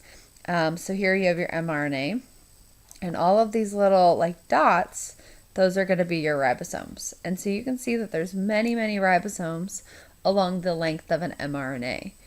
And so because of this, because they're going to just kind of move along the mRNA, this is going to allow translation to be very, very fast.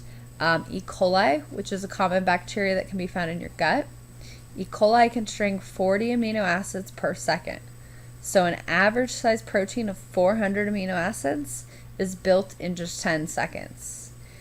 Another example that really shows you how fast this is that a human immune cell, so your B cells, can manufacture 2,000 identical antibody proteins per second. So just think about that for a minute, how fast that is. It's like, boom, it just made 2,000 antibody proteins. So the translation is very, very, very rapid. And the reason that your immune system is so efficient is that you have these cells that are called memory cells. And your memory cells recognize a foreign invader that they've already seen. And once they see that, they have that information stored so that if you come in contact with that again, your immune system just cranks out antibodies to fight off that foreign invader. And so this is why you can't get sick with the same thing again and again. For example, right, if you've ever had the chicken pox, you know that once you have the chicken pox, you're not going to get it again. But if you think about the flu, right, you've probably had a flu many, many times. And that's because what ends up happening is the flu virus actually can mutate and it changes its shape. It's like a chameleon. It changes its shape, and so the antibodies that normally would recognize it, because its structure is a little bit different, those antibodies won't recognize it, and the flu is kind of just hiding out, and your body has to figure out new antibodies to produce. And so it's just something to kind of think about how amazing your bodies actually are. In prokaryotic cells, remember that there is not spatial separation of the DNA and the proteins being made, right? In prokaryotic cells, they don't have a membrane-bound nucleus, and so transcription and translation occur simultaneously, meaning as soon as that mRNA gets produced, that mRNA is going to be read and it's going to produce the protein. And again, that's because there is no spatial separation of transcription and translation. And so you can see this here looking at this example. The purple is the DNA. This is RNA polymerase reading the DNA. It's synthesizing the mRNA. The mRNA is the turquoise color. And notice that right as the mRNA is made, the ribosome is going to attach and it's going to start to translate it and make the polypeptide chain. And so this is going to be something that is unique in prokaryotic cells because they lack that spatial separation. So we talked about in our organelles lecture that for proteins that are going to be secreted, that proteins that are going to be secreted will be made by bound ribosomes. Now, all ribosomes start out as free ribosomes, and they're going to be found in the cytoplasm. And so we said that during translation, that when we initiate translation, that the large and the small subunits are going to come together. And so when we start translation, the large subunit is going to be reading the mRNA, and it's going to make its amino acid chain. Now, if a protein is destined to become secreted, it has a sequence of amino acids at the beginning of the sequence that is what we call the signal peptide. And that signal peptide tells the cell where that protein is going to go. So what's going to happen then is that an SRP, this signal recognition particle, the SRP is going to recognize that signal peptide, and it's going to bind. And when it binds, it allows this ribosome to then dock onto the endoplasmic reticulum, and this SRP is going to bind to an SRP receptor protein. And that's going to allow the ribosome to dock onto the endoplasmic reticulum. And then the endoplasmic reticulum, the protein is going to be synthesized into the endoplasmic reticulum. The signal peptide is going to be cut off, it's going to be removed. And then your protein is going to be made inside the lumen of the ER. And so remember, I said that all proteins are going to start with methionine as the first amino acid, but they might not all end up with methionine as the first amino acid because it might be cut off by the endoplasmic reticulum. So the next question for you is, the RNA that is translated into a polypeptide is blank RNA. Is it red, nuclear, yellow, ribosomal, green, transfer, or blue, messenger? So go ahead, pause your video, when you're ready, push play to hear the answer. So if you said blue, messenger RNA, you would be correct. It's the mRNA that gets translated into the polypeptide. And so transfer RNA is going to serve as the translator. It's going to be able to read the mRNA and bring in the appropriate amino acid. Ribosomal RNA is a type of RNA that is going to be used in the ribosome, but it's not what's going to be translated. So it's blue, messenger RNA.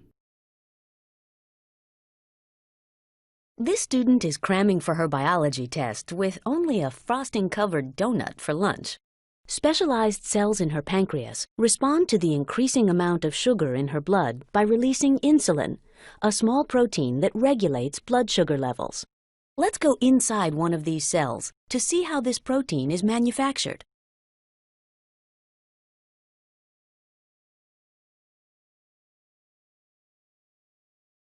The instructions for making insulin are coded by a segment of DNA in the nucleus. In transcription, an enzyme zips along the DNA, forming RNA, shown here in red. RNA nucleotides line up with their complementary DNA partners, transcribing the information in DNA into RNA. As the RNA grows, it is processed in several ways. First, a modified guanine nucleotide is added to the beginning as a cap. Also, segments of the RNA strand that do not actually code for the protein are removed, and the remaining segments of RNA are reconnected. Finally, extra adenine nucleotides are added to the end of the RNA strand, forming a tail. The completed messenger RNA, mRNA, now leaves the nucleus. The message in mRNA is translated into a protein in the cytoplasm. First, a transfer RNA, tRNA, arrives, carrying a specific amino acid. The small subunit of a ribosome attaches to the mRNA. Now, the large subunit of the ribosome attaches. A second tRNA docks, bringing another amino acid. The ribosome helps to form a covalent bond between the two amino acids. The mRNA shifts, and the first tRNA leaves. A new tRNA brings another amino acid. The ribosome helps to form a new bond, and the process is repeated. Notice that one end of a tRNA molecule has a set of 3 bases called an anticodon that pairs with complementary bases on the mRNA. The other end of the tRNA carries a specific amino acid. Different types of tRNAs carry different amino acids. In this way, the message in mRNA is translated into a specific sequence of amino acids. For proteins that will be secreted from the cell, like insulin, the ribosome docks on the rough ER, and the protein grows into the ER compartment. The new protein molecules are packaged in a vesicle that is transported to the Golgi apparatus, where many proteins are processed. However, insulin is packaged in a vesicle that leaves the Golgi and is then processed. Proteins secreted from the cell are shipped to the plasma membrane. Here, insulin is secreted from the pancreas and begins to regulate the student's rising blood sugar levels. So now we're going to move on and talk about mutations, which are changes in the DNA sequence. So like I suggested, mutations are changes in DNA sequence. And if we refer to a mutation as being a point mutation, that means that it changes the DNA sequence by one or a few nucleotides. We can have what's referred to as a base pair substitution, which is that we don't change the number of nucleotides, we simply swap one letter for another. So instead of an A, a mistake happens and a C gets put in, for example. That would be a base pair substitution. We can also have what are referred to as insertions or deletions. And in an insertion or a deletion, we're changing the number of nucleotides. And these will often produce a frame shift mutation because they regroup the codons of the gene if the insertion or deletion is not a multiple of 3. So if I add 1, that's going to change the way the codons are grouped. And you'll see that in a minute. So why do we care about mutations? Well, mutations can lead to disease. An example of this would be sickle cell anemia. Sickle cell anemia is a genetic condition, and in patients who have sickle cell anemia, they have inherited 2 mutated copies of this gene. So normally, when you look at hemoglobin is a protein, and it's made of 4 subunits. It has 2 alpha subunits and 2 beta subunits, beta globin. The mutation for sickle cell anemia happens in the beta globin gene. And so what happens is this is the normal hemoglobin sequence. This is part of it. And so we have proline, glutamic acid. However, people who inherit the sickle cell allele, they have C, and instead of T, notice it's replaced with an A, which then changes the mRNA so that this has a U. So now the codon reads GUG instead of GAG. And when that happens, when it was GAG, that's glutamic acid. But when it was mutated and it's GUG, that gives valine. Now, the reason that that's so critical is that they have different properties in terms of their R groups. Glutamic acid is an acidic amino acid. It has ionic properties, whereas valine is hydrophobic. And so what ends up happening is that by changing just this one single amino acid, meaning we change one nucleotide in the DNA, which changes just one mRNA, that changes the one amino acid. Yet that one amino acid change is enough to cause hemoglobin protein to misfold. It doesn't fold in its correct conformation. Now, when hemoglobin doesn't fold correctly, what ends up happening is that the hemoglobin molecules get sticky and they start to stick together. Normally, they would be separate in a cell. They would be free in the red blood cell. And these red blood cells have kind of this concave disc shape. However, in sickle cell anemia, when we have these abnormal hemoglobin molecules that stick together, they're going to form, think of it like if you had a rubber band, right? The red blood cells like the rubber band. If I put a toothpick in the middle, it's going to elongate and it's going to stretch that rubber band. When we get these hemoglobins that all stick together, it's going to cause the red blood cells to elongate and they take on this very classical sickle cell shape.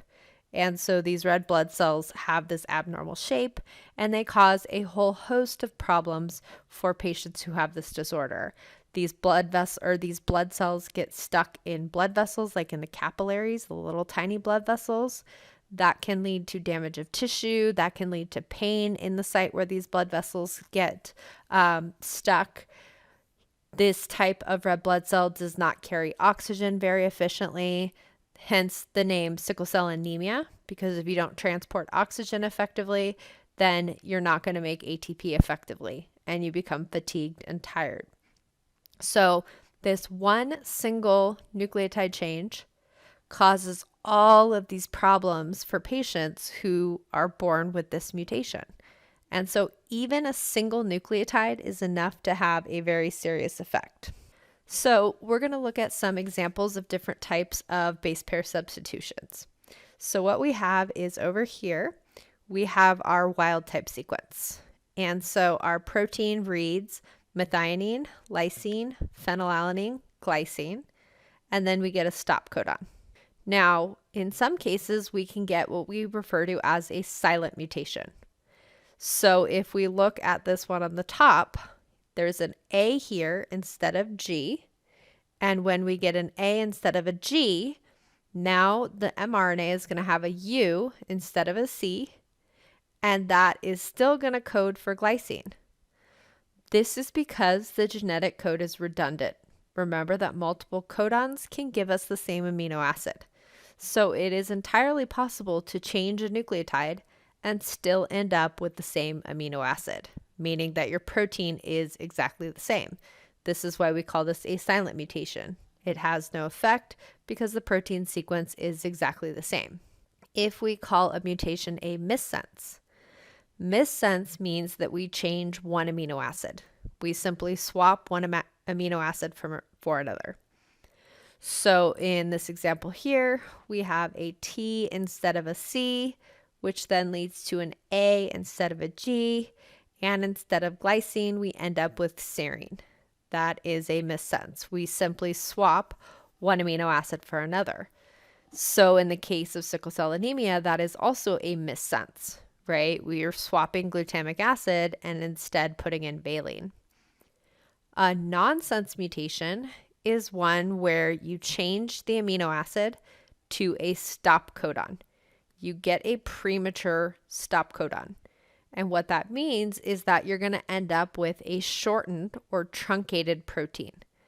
Every amino acid after that mutation is now missing.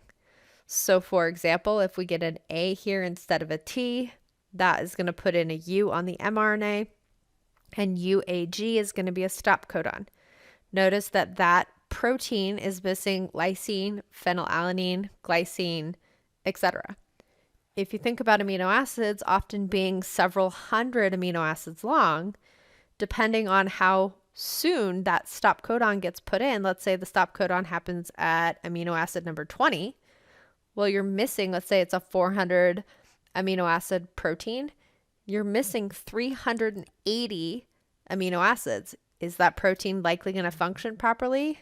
No, it's not, right? Because it's missing most of its amino acids. And so a nonsense mutation can be quite severe because it drastically changes the protein. It ends up with a shortened protein. So here is another way to think about these mutations. So we can think about the letters in the alphabet are like the nucleotides, right? So we have a variety of nucleotides that we could have. And the grouping of the letters, which is the words, right, are going to be our codons.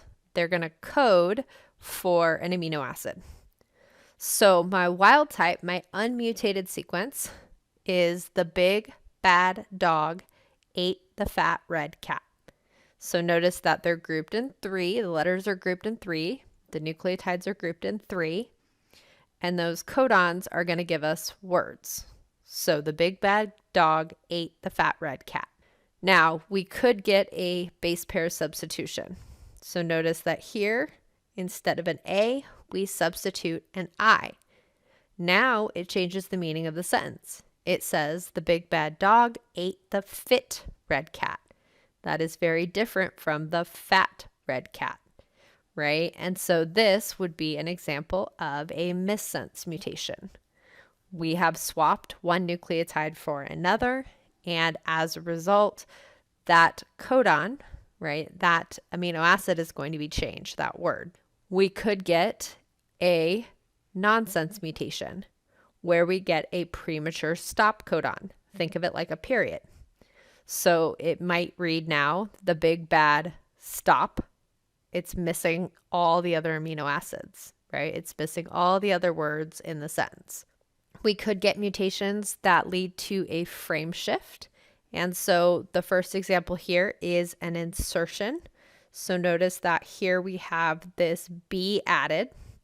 And when we have this B added, when we add in one nucleotide, notice that the groupings of the letters is no longer the same because codons are in groups of 3. So now the sentence reads, the big bab, dod, gat, et, effa, etc. Notice that everything after that mutation has now changed. So this is going to be a very drastic change in the protein when you get a frame shift, because every amino acid after that mutation, every word after that mutation is going to be changed. We could also have a deletion. So notice that in this case, we delete one nucleotide. That now reads the big bedid, oga, tet, etc. So again, when we delete one, that is also going to cause a frame shift because we're now regrouping the 3 for the codons. And so this could be a very dramatic effect as well. So the most dramatic in terms of their effect on the protein sequence would be a nonsense mutation because you're going to be missing a lot of amino acids, and your frame shift mutations. And the frame shifts happen when you insert or delete not a multiple of 3. If I simply add in a multiple of 3, I'm not going to cause a frame shift. I might end up with 1 or 2 amino acids different depending on where that mutation occurs, but I'm not going to cause a frame shift because when I add in a multiple of 3, it's not going to change the reading frame. So, question for you. Which type of mutation is most likely to drastically affect a protein sequence? Red, silent mutation. Yellow, missense mutation. Green, insertion of 3. Blue, deletion of 3.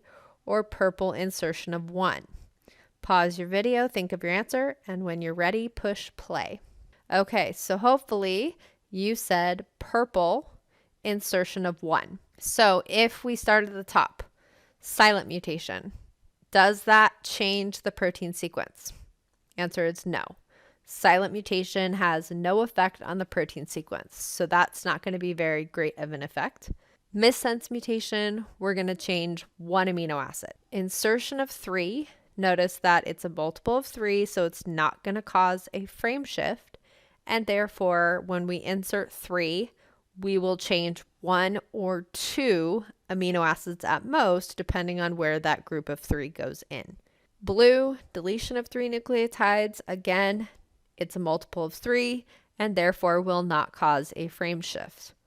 However, purple, insertion of 1 nucleotide, that's going to drastically affect the protein sequence because when we add 1, that is going to lead to a frame shift. Our reading frame is completely different, and all the amino acids after that point are now going to be different. So when we think of mutations, we often think a negative connotation, like mutations are bad. But mutations could be neutral, meaning they don't really have an effect.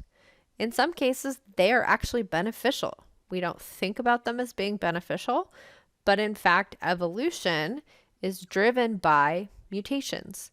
Organisms happen to get random mutations, and that random mutation leads to some sort of protein, and that protein might give the organism an advantage. For example, one that we're going to talk about in a little bit would be antibiotic resistance in bacteria. That was a random mutation. bacteria randomly acquired that mutation, and by having that mutation, it allowed them to be resistant to antibiotics. So mutations can be beneficial. Camouflage, for example, is another example of a beneficial mutation. Or mutations can be harmful.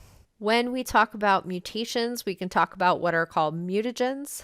Mutagens are agents that cause mutations, meaning they are either chemicals or some physical component that leads to increasing the rate of mutations. Some examples of mutagens, we can have ionizing radiation, UV light. You're not supposed to go out in the sunlight for long periods of time, which I'm sure you're aware, because UV light causes your DNA to do what's called a thymine-thymine dimer. It causes the DNA, where there are two T's together, they form this covalent bond between the T's. And when DNA goes to replicate, DNA polymerase sees the thymine-thymine dimer and it goes, I don't know what this is. It doesn't look like thymine. And it puts in any random nucleotide. And now you end up with a mutation. And so UV light is a mutagen. It induces mutations, and that's why you need to protect yourself when you go out in the sun. There are chemical mutagens, for example. There are a whole host of them in cigarettes, for example. And these are chemicals that cause DNA to mutate. Some mutations are not necessarily caused by a mutagen. They are simply a spontaneous mutation. That means that they occur in the absence of a mutagen and simply by chance. So DNA polymerase normally, remember, has a proofreading ability. It has the ability to recognize when it makes a mistake, and it cuts out that nucleotide that was put in incorrectly and it replaces it with the correct one. But it doesn't always recognize when it makes a mistake. On average, about 1 in every 10 to the 9th, so 1 billionth base pair, we're going to see a mutation occur simply by chance. So not all mutations are caused by mutagens. And so the last part of this lecture, we're going to talk about genetic transfer and recombination. So when we talk about gene transfer, we have been talking about vertical gene transfer, which happens during reproduction between generations of cells. So like, for example, when we learned about mitosis, that is an example of a vertical gene transfer. Or when bacteria do binary fission, which is their way to reproduce asexually. That is vertical gene transfer. That genetic information is passed from one generation to the next. We can also have what is referred to as the horizontal gene transfer. And that is that we get the transfer of genes between cells of the same generation. So we are going to have two different cells that are going to exchange genetic information. And so we're going to talk about the 3 main types of horizontal gene transfer that can happen in bacteria, for example. So first one is going to be transformation. We will also talk about transduction, followed by conjugation. And so let's talk about horizontal gene transfer. Now, horizontal gene transfer can be advantageous for bacteria, because the types of genes that can transfer from one bacteria to another can give bacteria the ability to be resistant to temperature changes, meaning that they can live in a more broad range of temperatures. It can allow bacteria to produce pigments, and often these pigments are going to cause disease. It may basically give bacteria the ability to be antibiotic resistant. So a bacteria that is resistant to an antibiotic might pass that gene to another bacteria that does not have resistance, and now the receiving bacteria is also antibiotic resistant. Horizontal gene transfer can transfer genes that are used for virulence, which basically means disease-causing ability. So toxins, for example. Capsule production. Capsules are this sticky slime on the outside of bacteria, and it makes bacteria 1,000 times more resistant to antibiotics. It also allows bacteria to be what we call antiphagocytic, meaning that it's more difficult for the phagocytes, the white blood cells, to do phagocytosis and to engulf them and to get rid of them. And so having a capsule is going to give bacteria an advantage. And so these are the types of genes that can transfer within horizontal gene transfer. One cell has it, it's going to pass that gene to another cell. Now, some examples of bacteria that have done horizontal gene transfer, we can have Streptococcus pyogenes. Streptococcus pyogenes is the bacteria that causes strep throat. However, if this bacteria acquires a gene for an erythrogenic toxin, that Streptococcus pyogenes is now able to cause what's called toxic shock syndrome. And if you think of toxic shock syndrome, this is basically, you see the warning on a box of tampons, because this bacteria will eat blood as a food source. And so the warning is on tampons to say, hey, change the tampon often, because if this bacteria gets in the vaginal area and it has the ability to eat the blood as a food source, it's going to cause an infection and it might lead to toxic shock syndrome.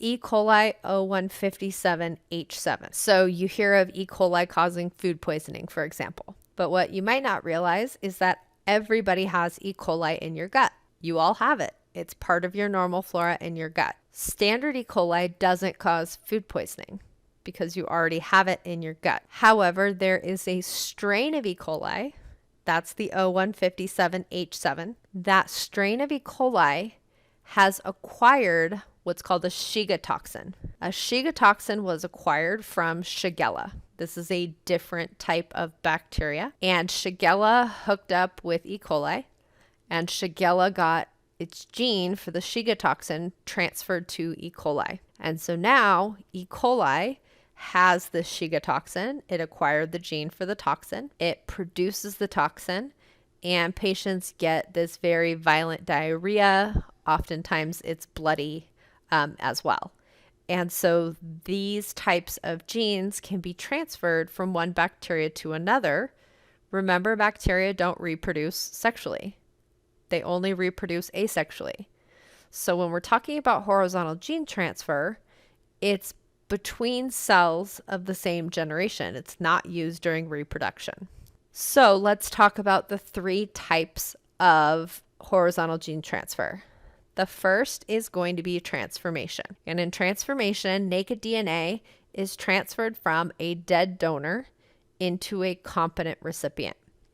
So this dead donor cell, when it dies, it's going to lyse, meaning it's going to break open, and it's going to release DNA sequences. Now, randomly, these competent recipient cells, competent means they have the ability to take up DNA, they can take up this naked DNA into the cell, and if it recombines into the chromosome and becomes part of the recipient's DNA, now the recipient, for example, has the antibiotic resistance gene.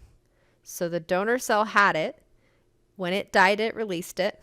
The recipient cell took it in, recombined it with its chromosome, and now the recipient cell is antibiotic resistant as well. Transduction is using a virus, specifically a type of virus that's called bacteriophage. And the virus acts as a genetic vector, meaning that it's going to pass DNA from donor to recipient. And that's because the way that viruses work is that for these phage, they will take their DNA and they will inject it into the cell. So in this donor cell, for example, a phage had bound to the cell, it injected its DNA into the bacteria, and it caused that cell to become a virus-producing factory. So it hijacks host machinery and makes the bacteria able to start making the phage. And so the bacterial cell is going to make the phage are going to be assembled, and then to be released, they cause the bacterial cell to undergo lysis. So that donor cell had antibiotic resistance.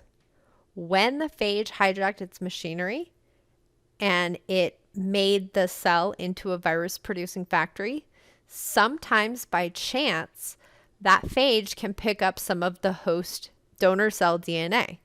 It might pick up the antibiotic resistance gene, and it might put it in its phage. When that happens and this donor cell dies and the phage is released, now that phage can go and infect a recipient cell.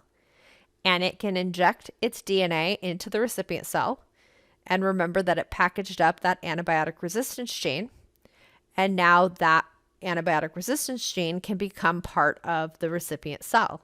And so this is how phage can be used to transfer genes between cells. E. coli, that O157H7, that happened because of a phage. A phage infected Shigella, picked up the Shiga toxin, and then infected E. coli, and then caused the E. coli to produce that toxin as well. Conjugation is going to be the transfer of genetic material from one cell to another involving cell-cell contact. And so what ends up happening in conjugation is that the donor cell is able to produce what's called a sex pili. They have a plasmid, which is an extra chromosomal piece of DNA. And on this plasmid is something called an F factor. F factor stands for fertility factor. It allows the bacteria to produce that sex pili. It also allows the plasmid to be transferred from the donor cell to the recipient. And so when these living cells hook up, the donor cell is going to transfer DNA to the recipient. And now the recipient has that plasmid. It has that antibiotic resistance. And now it is also antibiotic resistant. And so these are several ways in which bacteria can share genetic information. So an example of antibiotic resistance that you might have heard of is MRSA. MRSA stands for methicillin-resistant Staphylococcus aureus.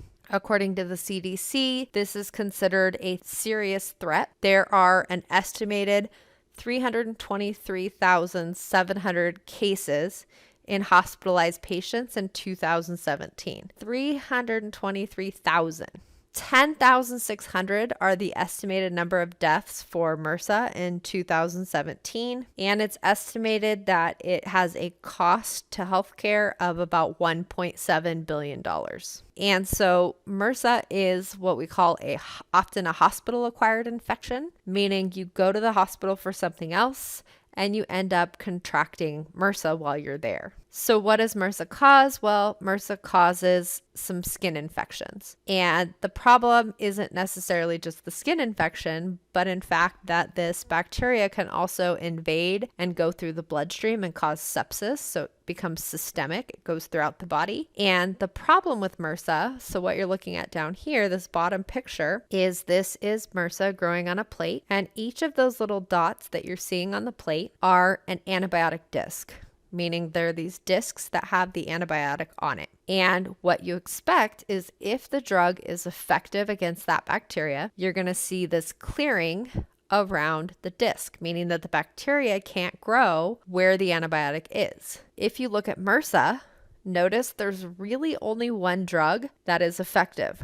That is the vancomycin. Pretty much it's resistant to almost everything else we have. And so as a result, it becomes difficult to treat because it's resistant to many of the drugs that we would commonly use against a Staph aureus infection. And so this makes it more difficult. Now, the problem is that yes, in this case, vancomycin is useful against MRSA. And vancomycin used to be kind of a last resort antibiotic because it has a lot of toxicity with the liver and the kidneys. It can cause damage to those organs. However, for MRSA, it's a first line of defense. So when a patient is diagnosed with MRSA, often the physician is going to prescribe vancomycin to try and fight that infection.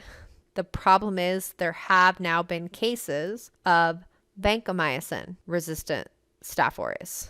So we have seen resistance to vancomycin. Luckily, this resistance has not yet been passed from person to person. They've only seen it arise spontaneously, but still that is concerning that we now have Staph aureus that is resistant to vancomycin as well. And so this is just pictures of what Staph aureus would look like under an electron microscope. It's basically these little grape-like clusters. It grows in these clusters of spheres, which is why they're called coccus. Staphylococcus is referring to the clusters of spheres. So I have some videos that will talk about antibiotic resistance, and I'll post those here.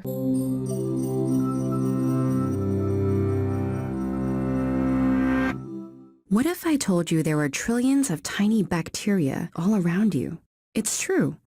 Microorganisms called bacteria were some of the first life forms to appear on Earth. Though they consist of only a single cell, their total biomass is greater than that of all plants and animals combined. And they live virtually everywhere, on the ground, in the water, on your kitchen table, on your skin, even inside you. Don't reach for the panic button just yet. Although you have 10 times more bacterial cells inside you than your body has human cells, many of these bacteria are harmless or even beneficial, helping digestion and immunity. But there are a few bad apples that can cause harmful infections, from minor inconveniences to deadly epidemics. Fortunately, there are amazing medicines designed to fight bacterial infections. Synthesized from chemicals or occurring naturally in things like mold, these antibiotics kill or neutralize bacteria by interrupting cell wall synthesis or interfering with vital processes like protein synthesis, all while leaving human cells unharmed. The deployment of antibiotics over the course of the 20th century has rendered many previously dangerous diseases easily treatable. But today, more and more of our antibiotics are becoming less effective. Did something go wrong to make them stop working? The problem is not with the antibiotics, but the bacteria they were made to fight. And the reason lies in Darwin's theory of natural selection. Just like any other organisms, individual bacteria can undergo random mutations. Many of these mutations are harmful or useless, but every now and then one comes along that gives its organism an edge in survival. And for a bacterium, a mutation making it resistant to a certain antibiotic gives quite the edge. As the non-resistant bacteria are killed off, which happens especially quickly in antibiotic-rich environments like hospitals, there is more room and resources for the resistant ones to thrive, passing along only the mutated genes that help them do so. Reproduction isn't the only way to do this. Some can release their DNA upon death to be picked up by other bacteria, while others use a method called conjugation, connecting through pili to share their genes. Over time, the resistant genes proliferate, creating entire strains of resistant superbacteria. So how much time do we have before these superbugs take over? Well, in some bacteria, it's already happened. For instance, some strands of Staphylococcus aureus, which causes everything from skin infections to pneumonia and sepsis, have developed into MRSA, becoming resistant to beta-lactam antibiotics like penicillin, methicillin, and oxacillin. Thanks to a gene that replaces the protein beta-lactams normally target and bind to, MRSA can keep making its cell walls unimpeded. Other superbacteria like Salmonella even sometimes produce enzymes like beta-lactamase that break down antibiotic attackers before they can do any damage. And E. coli, a diverse group of bacteria that contains strains that cause diarrhea and kidney failure, can prevent the function of antibiotics like quinolones by actively booting any invaders that manage to enter the cell. But there is good news. Scientists are working to stay one step ahead of the bacteria, and although development of new antibiotics has slowed in recent years, the World Health Organization has made it a priority to develop novel treatments. Other scientists are investigating alternate solutions such as phage therapy or using vaccines to prevent infections. Most importantly, curbing the excessive and unnecessary use of antibiotics, such as for minor infections that can resolve on their own, as well as changing medical practice to prevent hospital infections, can have a major impact by keeping more non-resistant bacteria alive as competition for resistant strains. In the war against superbacteria, de-escalation may sometimes work better than an evolutionary arms race.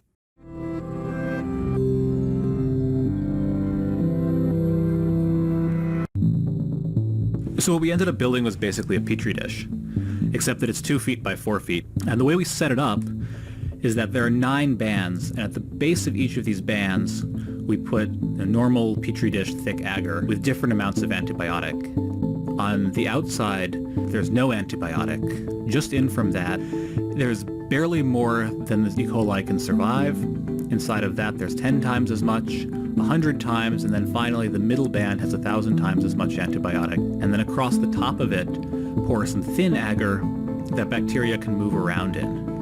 The background is black because there's ink in it, and the bacteria appear as white. First, you see they spread in the area where there's no antibiotic, up until the point they can no longer survive. Then a mutant appears on the right. It's resistant to the antibiotic, it spreads, until it starts to compete with other mutants around it.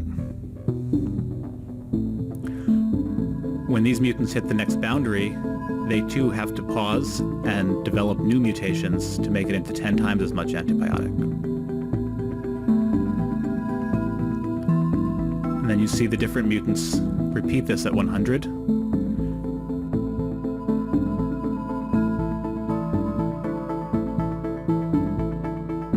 after about 11 days, they finally make it into 1,000 times as much antibiotic as the wild type can survive.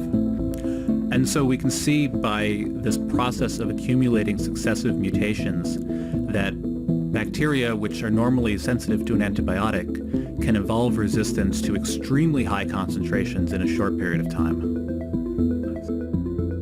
So you could see in that video that amazingly, the bacteria became resistant to 1,000 times the antibiotic concentration in simply 11 days, which shows you how quick these organisms can evolve. Now, it's important to note that when you saw the bacteria being able to move into the next band that had a higher antibiotic concentration, that it's not that the bacteria made a conscious decision to mutate.